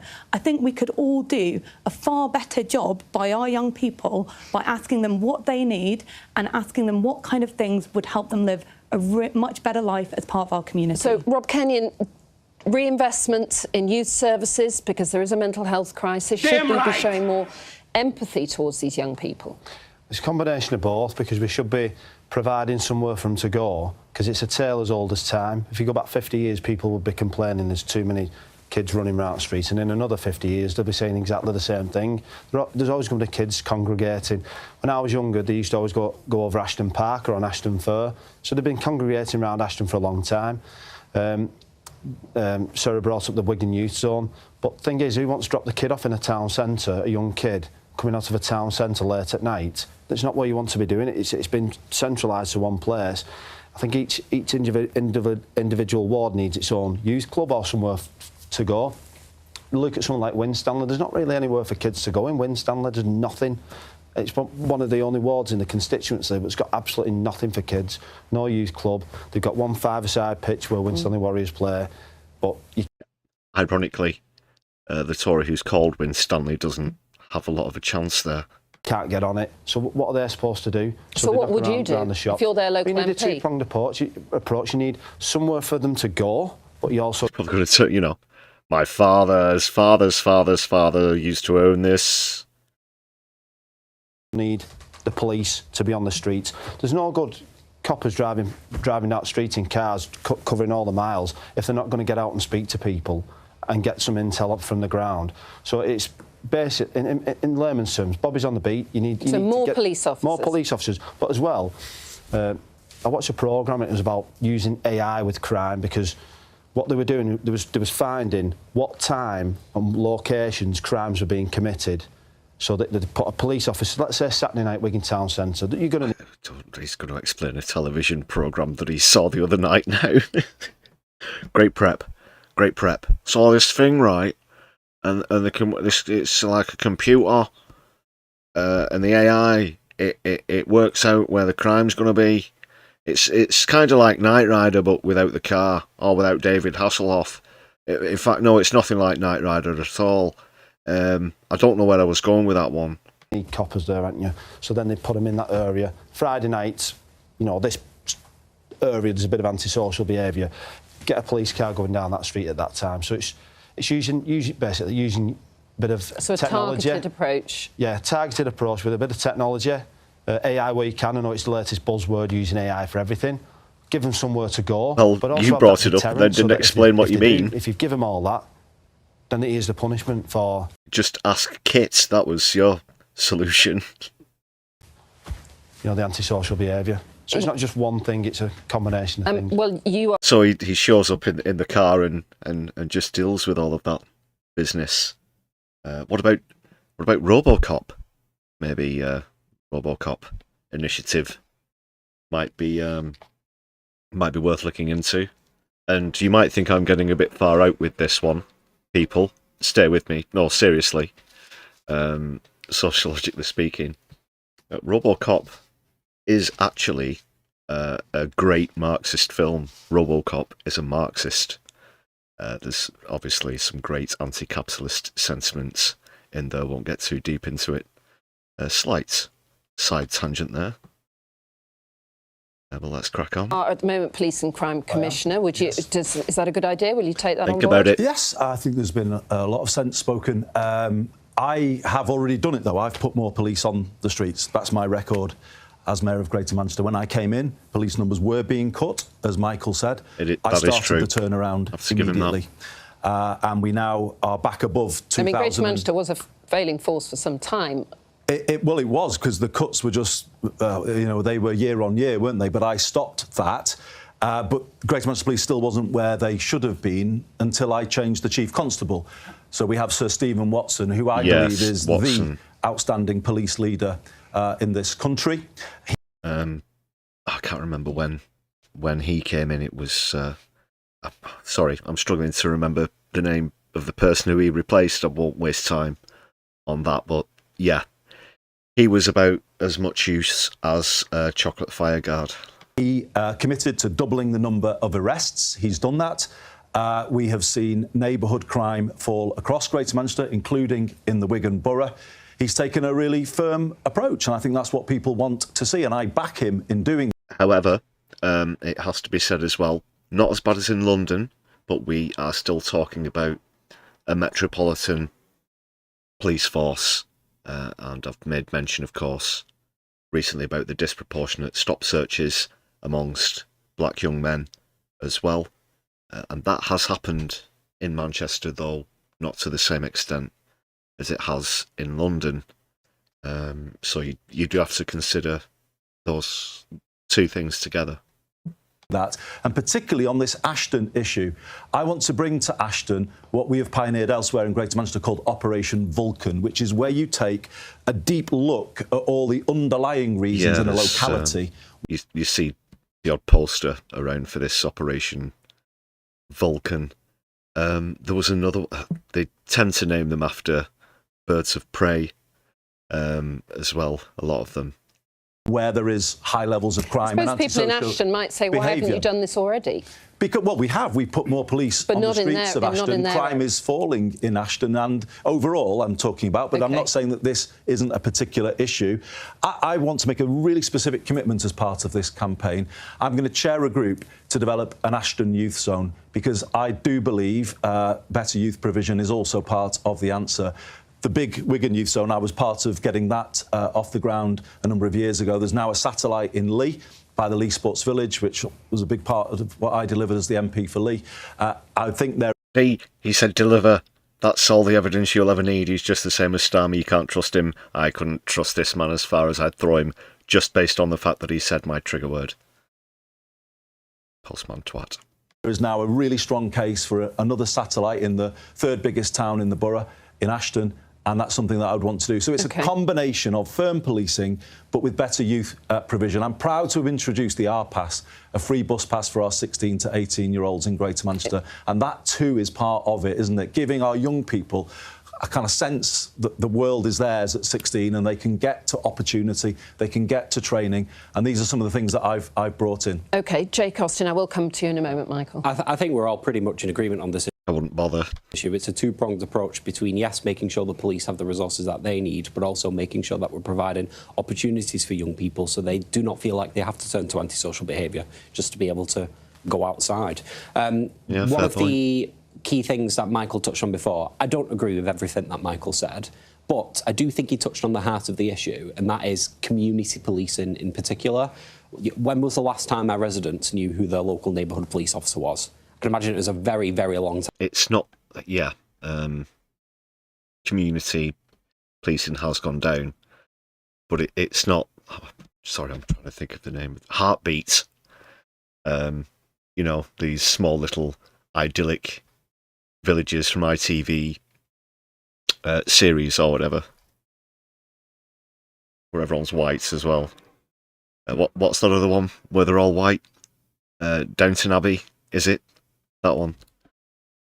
This sort of thing, and or like some, I don't know, like some kids' TV show, and and along comes police officer such and such, and everybody knows everybody and the baker's name, and all this other stuff, and the postman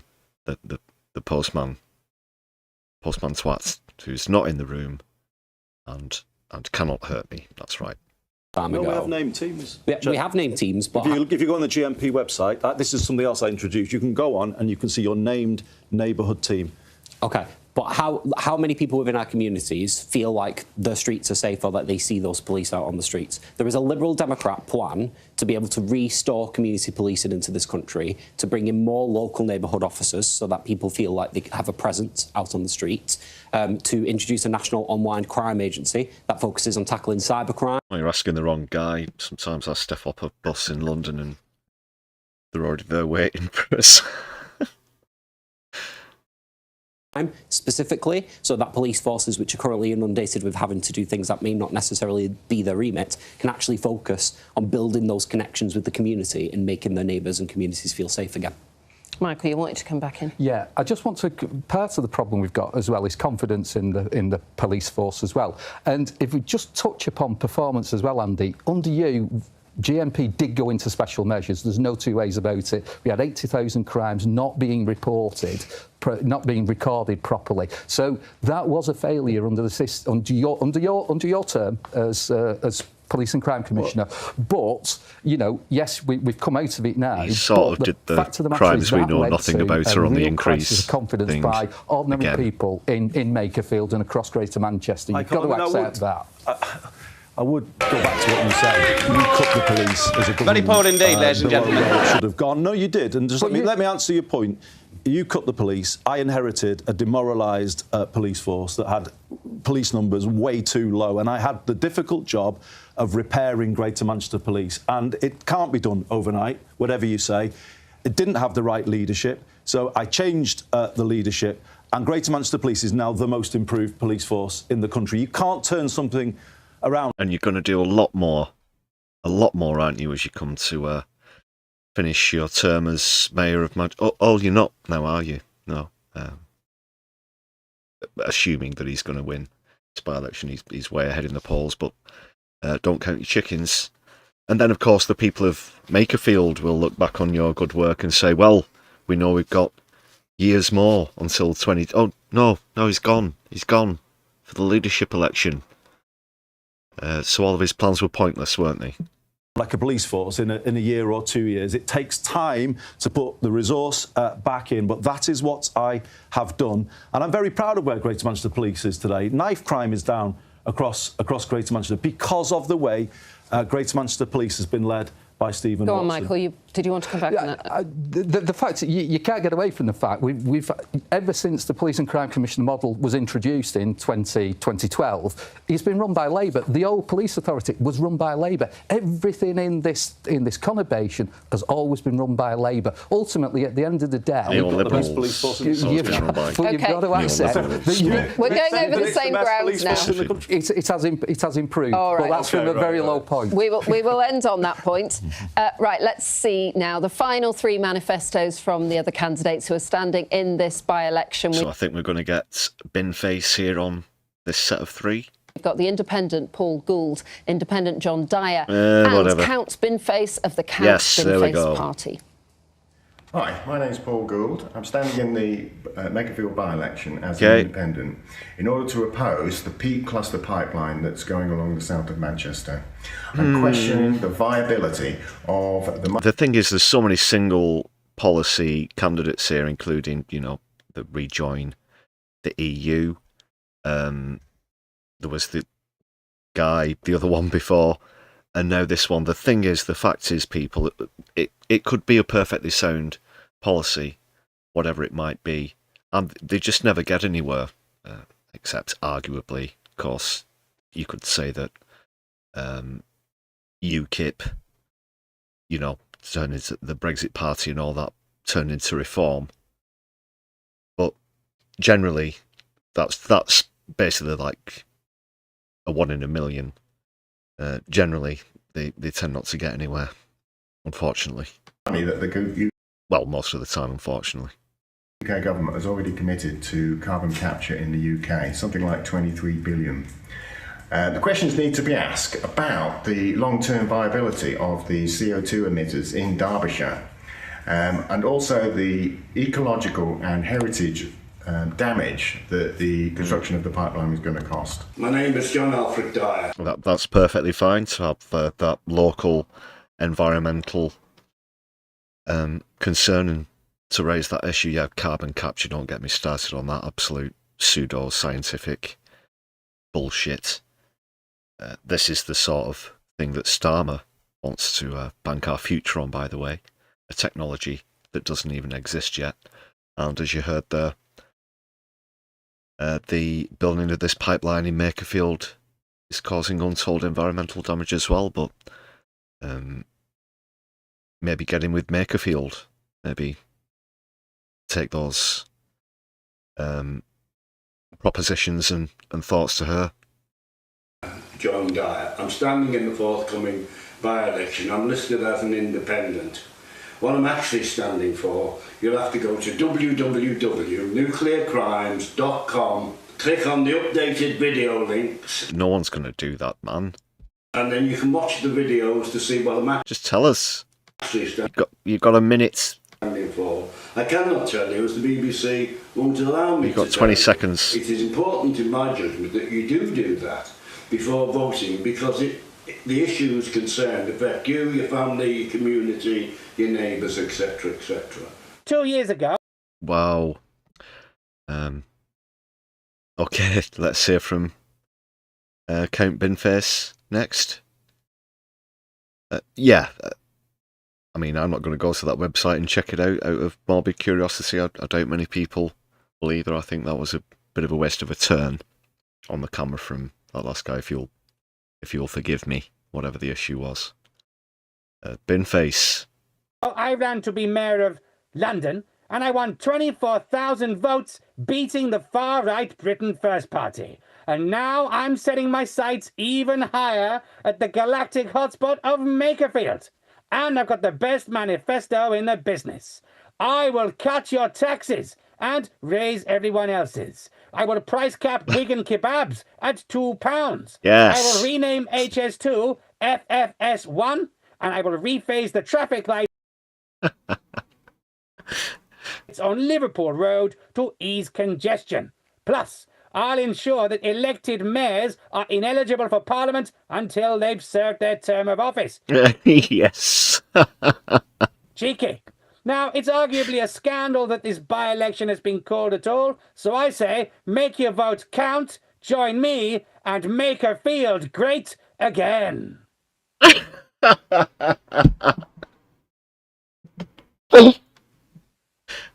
That was Count Binface. We just were Makerfield great again.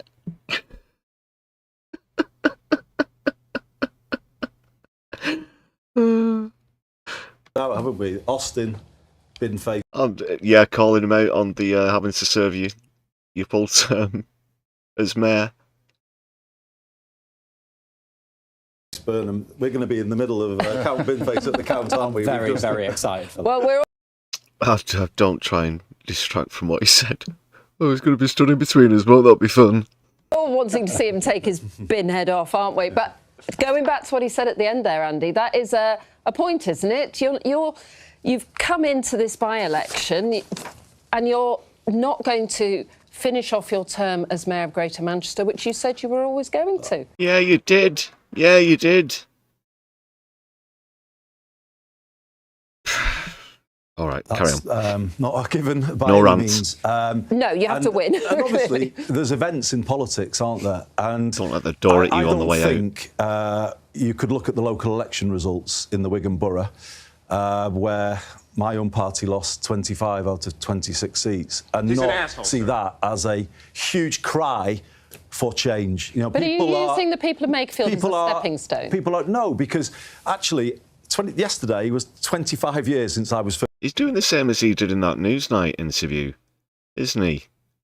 Initially, so, oh no, let's concentrate on this by-election. I've got absolutely no aspirations of becoming leader of the Labour Party whatsoever. I'm making no assumptions about anything. I'm just focused on Ashton and Makerfield. And then 2 minutes later, yeah, talking about how he wants to change the country. First elected in the Lee constituency, and the current Makerfield constituency includes a lot of my Lee constituency back then. So it's a strange stepping stone that takes you back to where you began. But it's because I've always been rooted in this place, and I've always represented it my whole career. Until another good opportunity comes along, and then you just, up shop and leave.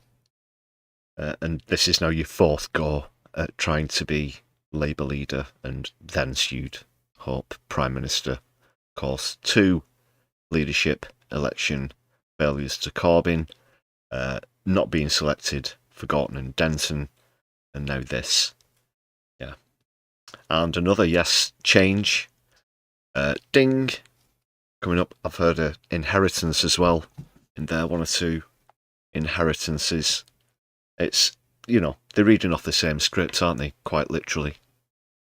Graham, tax the hell out of polluters, and in fact, imprison the hell out of polluters as well, instead of climate protesters. Has been about standing up for people in this part of the world. The thing I did over Hillsborough and other things, I've always been rooted here and determined to get the best. That's why you want to get straight to Westminster as soon as you can. Best I can for this area. And I think what's happening through the by-election is this constituency, often been put at the bottom of the list by Westminster, finally is getting the attention it deserves, and it will have, I hope, real power and real influence to get the investment in infrastructure that it hasn't had. Flooding infrastructure, which has come up so often in this by-election, road infrastructure. Even though it has had a Labour MP for as long as anyone can remember. This is the process that's happening. Events sometimes shape politics, and I think the local elections created a moment there where the public are just saying, we're sick of politics as usual, we want something different. I've built something different in Greater Manchester, a place-first approach to politics, not a party-first approach. Greater Manchester... I'm sick of hearing these phrases that are just so empty, hollow, and of no substance whatsoever. So, putting this first, and again, you're going to be like Starmer, having umpteen top priorities, standing in front of a lectern every week, as education will be my number 1 priority. Immigration will be my number 1, so on and so forth. Is a success, a growing success. Everyone wants to come in on this one. This is then right that the call that the people of this borough have made for change is heard, and that's what I'm doing. Rob Kenyon for Reform UK. So in 2024, the last MP, Yvonne Favag, stepped down, and they parachuted Josh Simons in from either Cambridge or Bury. I think he was between the 2 places. They did, yeah. It was a time when Andy was running for Greater Manchester Mayor. And that's... I'm obviously no fan of Kenyon's, but another point is what deals were done in Josh Simons stepping aside so that Andy Burnham could sit in this seat. Now, what's the deal? What's the deal? So, is it Burnham elected stands for the leadership and wins, and then Josh Simons gets parachuted back in as the constituent again, like he was in 2024. Happened in a lot of other areas with other Labour MPs. Of course, Luke Akehurst being one of the more prominent of those neo-lib shills. But could it also have been a promise of some sort of position in cabinet or a ministerial position should Burnham win the leadership?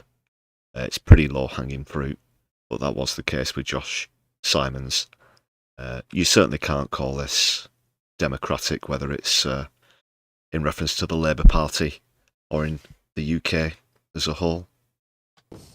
Why didn't you choose Makerfield then, Andy? And I believe that, I think you've been looking at standing in Gorton and Denton. Someone said some other seats like Warrington and Bootle.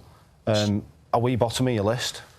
Well, clearly not. I live in the very edge of the constituency, and I've lived there for over 25 years, Rob, and I have acted in the interest of this constituency in my role as mayor, creating the B network. I'm going to let you just quickly answer that, because we have covered this. With Josh. Yeah. I mean, I'm totally committed to the area. My kids went to school there and college there, so no is the answer. I want to move question. away a little bit. I'll just come, because I don't want to talk solely about Andy. I just want to talk about this because, obviously, Andy, you said you couldn't achieve what you wanted to do at Westminster. That's why you came to become Mayor of Manchester. We're now going back again. Makerfield has always had a Labour MP since '83, since it was created.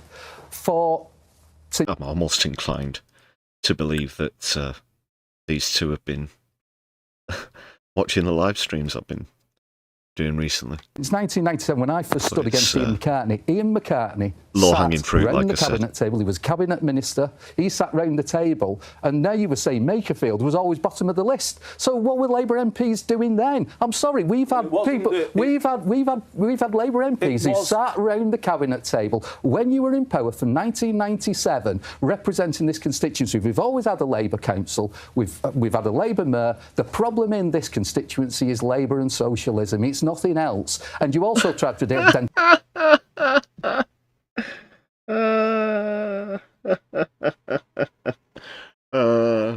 Labour and socialism. Oh, that's a good one. That was a good one. That's a real cracking joke there on Labour and socialism. Yeah. and Gorton as well, you know, back in February. Michael, it was certainly bottom of the list under your Conservative governments. But well, let's just go back to Labour Party let's go back to Ian McCartney. Ian was a long-standing MP for the constituency. If you look in that, of course, Labour aren't socialists.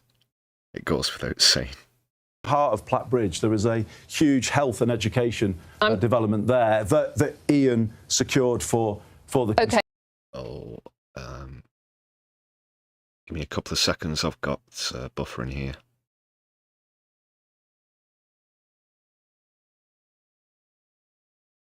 We did the Westwood bypass as well. Sorry about delivered under the last Conservative government as well. With the levelling up money that we're now seeing in Ashton and Makerfield came. Levelling up. Levelling up. Another one of those invented Tory phrases. What do you mean equality? That you don't absolutely piss all about. From the last government as well. Are people hearing that message, though? Because the Conservatives, I think, are you at the very bottom in the polls in this by-election? Whereas in the past, you would have been second?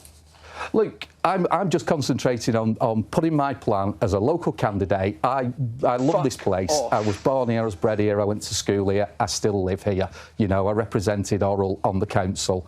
This is about putting a clear Conservative view forward and making sure that we put that before the electorate, and that's all I'm concentrating on between now and polling day. Binface is going to get more than you. I'll bet you Binface is going to get more than you. You heard it here first on My Left Eye. Still, yeah, not officially made a prediction for who's going to win. But you can maybe put that one in the bank, I reckon. What are you hearing on the doorstep? What are the main local issues? What are you going to do about them? So I think the first thing is people just really want to be listened to. And that is something that I think, again, we hear endless going back and forth between the parties, finger pointing about why we aren't in a good position and why things are feeling really hard at the moment. And I think after listening, what we need to do is give people a sense of hope of how things can be better.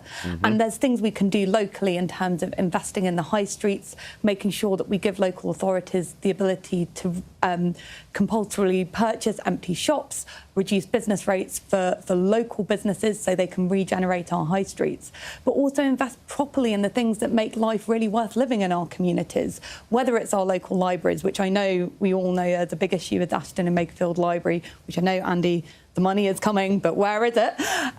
Whether it is... it's... well, that won't be... that won't be his remit soon, will it? But not just flooding defences, but proper solutions upstream so we don't see the levels of flooding. And that's the kind of thing that the Green Party really major on is where's our nature-friendly services? Where's investment in the Environment Agency so they can sort out the massive tip issues that we know are happening? There's a lot of things that we can do that will make life easier for people, but also bring them a sense of hope and pride in our local communities. That's what we really want, is pride back in our community, and that's what we're hearing. OK, Rob Kenyon. Local issues, like Sarah said, listening to people. It's one of my favourite things I like doing is going, knocking on doors and listening to what people have got to say. There's a lot of clever... Even when there's not an election on because he's a weirdo. People in Wigan with a lot of great ideas, they just need listening to. So listening to them, but I say local issues, it depends which ward. I've said this from the start. Each ward has got its own issues rather than one for the whole constituency. It's Winstanley, it's the Winstanley All Developments. Inley Green, it's the new road and the 2,000 to 4,000 houses. Ashton, you've got your antisocial... Taxing the rich for all this, I assume. Yeah. Behaviour. So... Personally, local issues, I'd take it on a ward-by-ward basis, but just listen to people, basically. And it's fair to say that you had a tricky start to this by-election campaign when a lot of your... What, just listen to them and promise them things that you're not going to give them? Former old social media posts and things that you'd reposted and thumbs up and so on came up. Is that coming up on the doorstep? Because you have, and... sorry to bring it up again, but you have declared yourself as sexist, and I'm just wondering how women on the doorstep are reacting. It's a bit awkward for you, I know. Loads and loads of doors, and there's a lot of female volunteers coming down. It's not an issue that's coming up on the doorstep, and when it has come up on the doorstep... Would you say you're not a... Was Countdown on when you were door knocking, by the way? And I know that Carol Vorderman hasn't been on Countdown for ages before anybody points to it. Sexist now. I'm not a sexist, no. I mean, that comment's made 15 years ago. He can't be. You see, his mother was a woman. He was very clear about this on Question Time last week, so... No, and I think he's got a female sibling as well. Or step sibling, whatever. But that completely rules out any misogyny or any accusation thereof as well. That's his absolute diamond shield. That wasn't 15 years ago, that comment. No, the comment was 15 years ago on the Rugby Forum. Does that mean you're going to apologise today? I think I've addressed this issue once before. But, okay. I'm just going to move on. Okay. So it's not an issue that's coming up, and the only time it's come up on the doorstep is when female voters have said, take the notice, they're just trying to smear you. Does it happen about 50% of the time? So you have the female vote?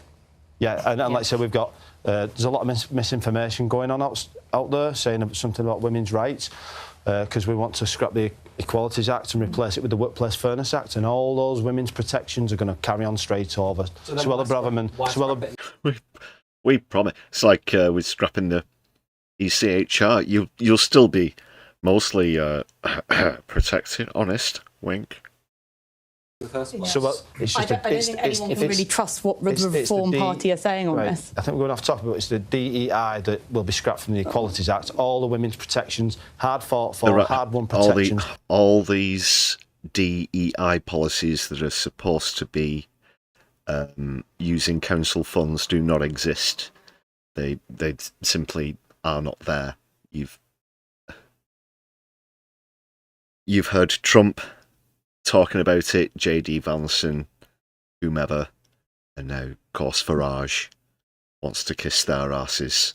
So he's, you know, it might as well be something else that they have in America that we don't have over here. Like syrup on pancakes for breakfast or something like that. There's no DEI at a council level. Certainly not. Will all be protected. So DEI is women's protections, like fairness between gender and sexes is part of diversity. All the women's inclusion. protections are going to carry across. It's not been drafted yet, so I can't give you the accurate details, but it's been worked on by... Right, Jake, this is your chance to talk about local issues. Look, we've touched on a lot of local issues already. We've talked about antisocial behaviour. We've talked about the cost of living and energy bills and what our Liberal Democrat plan will be to get those things down. Michael's very, very competently touched on revitalising high streets. I grew up in Hindley. Walking down Market Street nowadays compared to what it was like, 20 years ago before... I think there's pretty much everywhere in the northwest, every town, city has a Market Street. There's obviously one in Manchester. There's Market Streets in other towns. When I lived there, it's a completely different area. And one of the Liberal Democrat plans is to reduce VAT on the hospitality sector so that pubs and restaurants can begin to thrive within those high streets again. There are so many local issues that have already been touched on here today. Flooding, fly tipping, libraries, local services.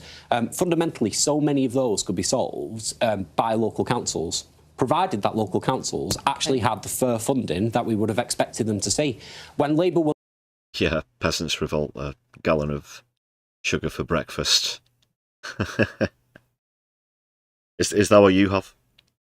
Under a massive majority in 2024. Just cornflakes for me, thank you. It gave council colleagues across the country hope that actually we might start to see reversal of those cuts that the Tories introduced over 14 years of government, so that local governments and councils could actually tackle fly tipping, they could tackle flooding, they could keep libraries open, they could help build new youth centres.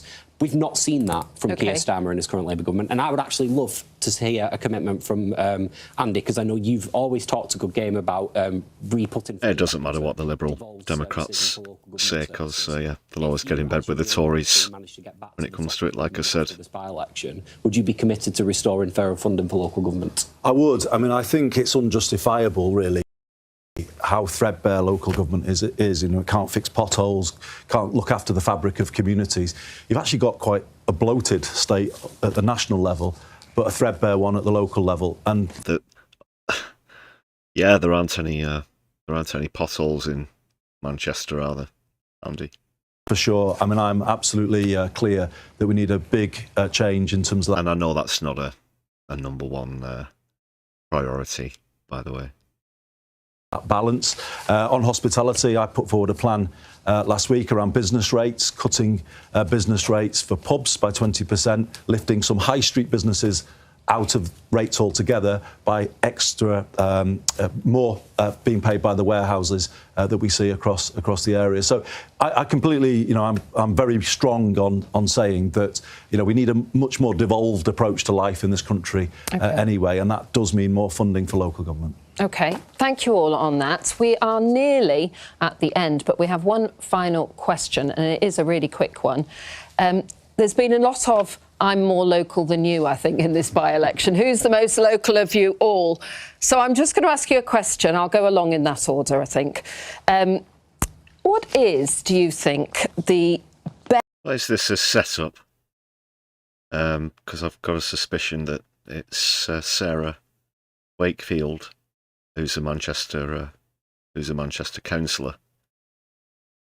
Fortunately, what's this all about? Who's the most local? Because Edward and Tubbs from the League of Gentlemen going to come on. Best Wigan delicacy? Because there's a few. What's your favourite local dish? Oh, they're doing this thing, like... what, are they going to do the taxi driver exam as well? Just to see? I'm going to sound really cliche here, aren't I? So I used to go to school at Deanery in Wigan, and one of my fondest memories would be spending my hard-earned pocket money, walking to school, popping into Galloway's and getting a chunky steak pie to eat. I do know of Galloway's, actually. I was just... He's going to throw in a well-known local name. Yeah, if you go to Wigan, it's right across from the train stations. It's well-known. I used to know... well, I do know someone who used to work there, I should say. Yeah, quite a famous one. Not surprised to see that one coming up. Other pie shops. There's a lot of pie shops in Wigan. Some of the biggest you'll ever see. On the train home. A chunky steak pie. I'm feeling. Maybe I won't go in that order because I don't know that you'd necessarily agree with a chunky steak pie. Would you? No, I mean, for me, it's an Uncle Joe's mint ball. I had them at my wedding. I love them. They're currently fueling the greens on the ground. What was it? Sorry. An Uncle Joe's mint ball. Okay. Oh yeah, if you've not had them. I haven't. No. Explain it to us. I mean, it's a mint in the shape of a ball. They come in the beautiful little... In case you didn't get that from the... yeah, whether you know them or not, you might have surmised that. The people watching this that won't know. Yeah, but they might be able to surmise what she called Annabelle something. They're not ubiquitous, I know. They come in a beautiful little red package with Uncle Joe's face on it, and they're a perfect sweetness with the tanginess of the mint. I can't believe you've never It really, and they're a hard-boiled sweet, very traditional, and they really will keep you going through a hard day of door knocking. Right, you probably do that. Go on, Andy, what's yours? Oh my goodness! Now I really will lose the BBC News Channel viewers when I say Babi's Yed. Okay. That's a steak pudding. For those who don't know. It's what again? A baby's head. A baby's head. Baby's head. Oh, a baby's head. Correct. I have heard of a baby's head, actually. Delicious, it sounds. Rob? I'm going to go with a chunky steak, again, but on a barm, brown buttered barm I have. Anyone of Whittles, Galloway's, Greenhalgh's or Muffin Man, so any one of them four. Muffin Man, yeah. I thought, I wasn't doing the cliche thing. It is literally all pies. It's all about pies. I think when we had the shop, we used to make our own pies, so I'm going to keep that local. My mum and dad used to make their own pies and sell them in the shop, so for me, it's got to be a good old-fashioned meat and potato, rounded off with an Uncle Joe's. Oh, that sounds delicious. I'm very disappointed that none of you have said something. Sarah Wakefield was also the only one who said something that doesn't have meat in it, just in case anyone hadn't noticed that as well. That one of our colleagues in the office who's from Wigan said it was a smack bomb pea wet. Smack bomb pea wet. Aye, smack bomb pea wet. The three. Go on, who's going to explain what a smack bomb pea wet is? Basically fried potato in between bread with some of the water from mushy peas put on top of it. Yeah, because there's actually some moisture in the peas that we have in the northwest, but we won't get into debates on local culinary matters too much. That's bringing us towards the end now. Delicious. Absolutely. No, it does sound delicious, actually. Cheap as well. That one I will go with. As a veggie, I'm not going to go for the meat pie. But thank you. That was... Well, that's just surprised me, actually. The host. It's the host that's the veggie. Perhaps Sarah's as well. It's absolutely fascinating to hear from you all. We've covered an awful lot, I think. I hope you've enjoyed it, watching and listening at home as well. You can find out more information about them and all the candidates hoping to become the next. So yeah, that'll more or less be it. And do keep me posted on your thoughts as to whether you think Count Binface is potentially splitting the vote on the left. I was considering doing a poll on the stream tonight to that effect, but didn't. But just give us a shout out. I might do one on future streams, a poll that is. But yeah, that's going to be all from the Makerfield TV debate and the latest on the current hot seat.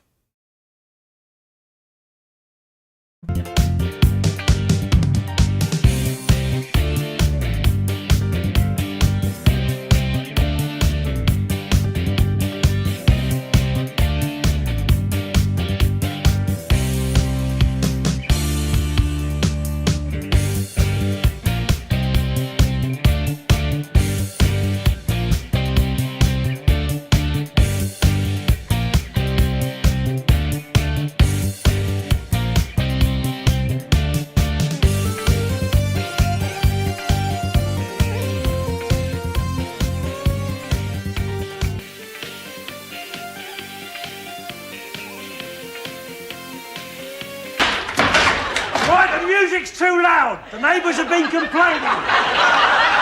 You just watch your steps, sonny.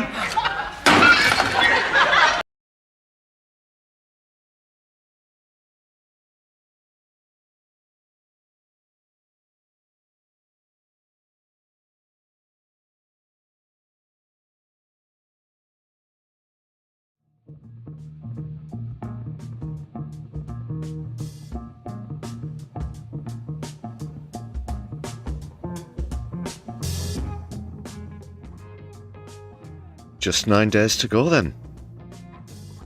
See how it prevails. It does look like Burnham has the edge.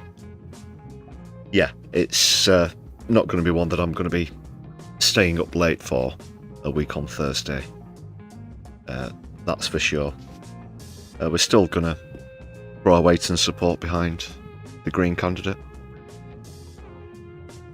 But unfortunately, it doesn't look like there's going to be a similar outcome to Gorton and Denton on this occasion. Though, of course, not being the preference, but Andy Burnham would certainly be more favourable than Rob Kenyon. At least he sort of knows his own party's policies.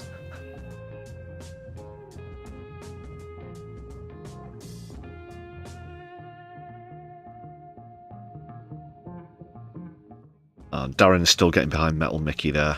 Binface. Yeah, I stand by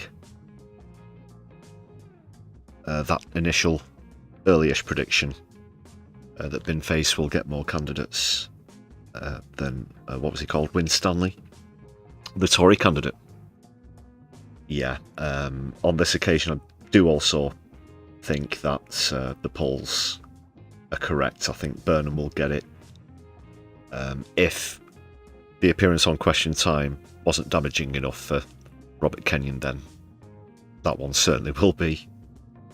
As well as on top of those quotes that have come up, the accusations of misogyny, racism, and also now, like I said earlier, the fact that he has declined a background DBS check. I wonder why.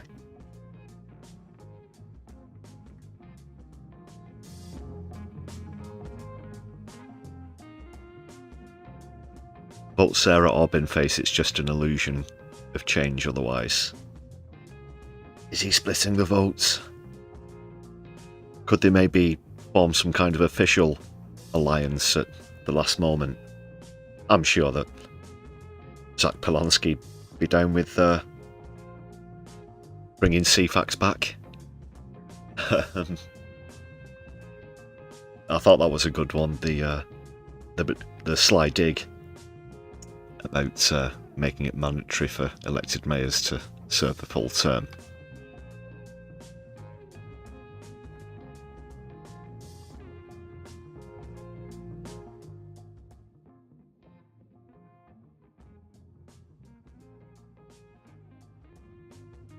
Of course, in ancient Rome, if you were selected by sortition, that is random lottery, to represent your local area and declined, then you were in fact fined and or imprisoned. It's actually true. Sorry, I felt like Alan Partridge then. That's actually true. Lynn. Sorry about that one. Jurassic Park.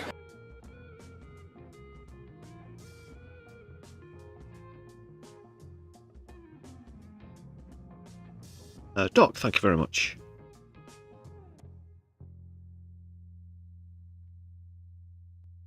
So that is pretty much it for the stream. Just a one-item event. But it was quite a long debate there. Didn't get particularly lively between the representatives, the candidates, I should say, and compared to what it would do on the in the big national Prime Minister or potential Prime Minister debates that we saw. But I kind of thought there might be some drama. It was all pretty reserved, wasn't it? I thought Wakefield did pretty well overall. Okay, I've got to round things off though. It's 11 minutes past midnight. I have already selected tonight's raid. We're going to go into Helena and No Justice. So do subscribe and hit thumbs up when you get over there. Excellent channel. Can highly recommend for any socialists who aren't familiar with No Justice. That's No Justice MTG. Helena also frequently appears on Novara Media, Zach Polonsky's Bold Politics, as well as collaborating with Kevin Logan, Turn Left, and other top YouTubers as well. Definitely worth checking out. That's all set up.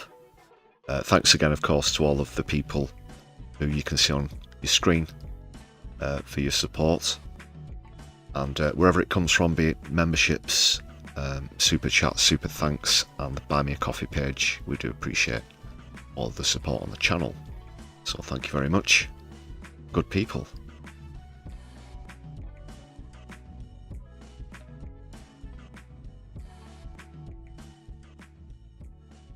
And that said, I will bid you adieu for this. Well, not adieu, actually. That's the wrong context. Au revoir, I should say. And yeah, I'll catch you on the next one. Power to the people, free Palestine, Lebanon, Sudan, and Yemen. Don't let the bastards grind you down. Don't watch the news. Be the news. And my left eye. We'll be seeing you soon. Good night, Solidari-Tea.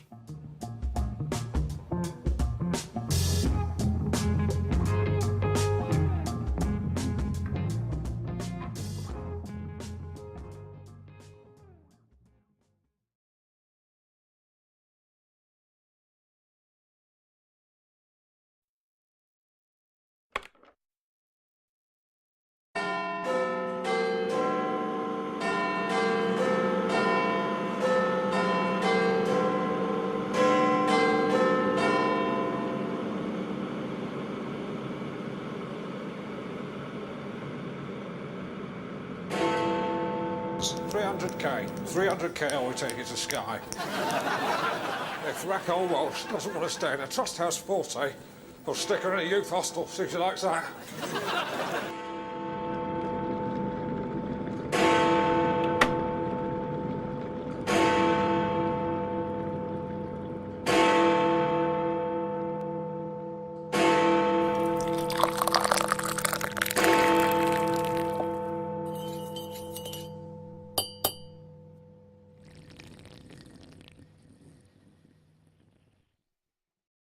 The door is open and you can leave.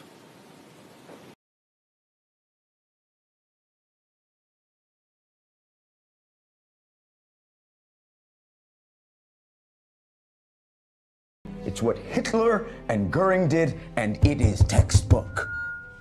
And if you think the next time it happens, we're gonna recognize it because they're wearing scary uniforms, you're out of your damn mind.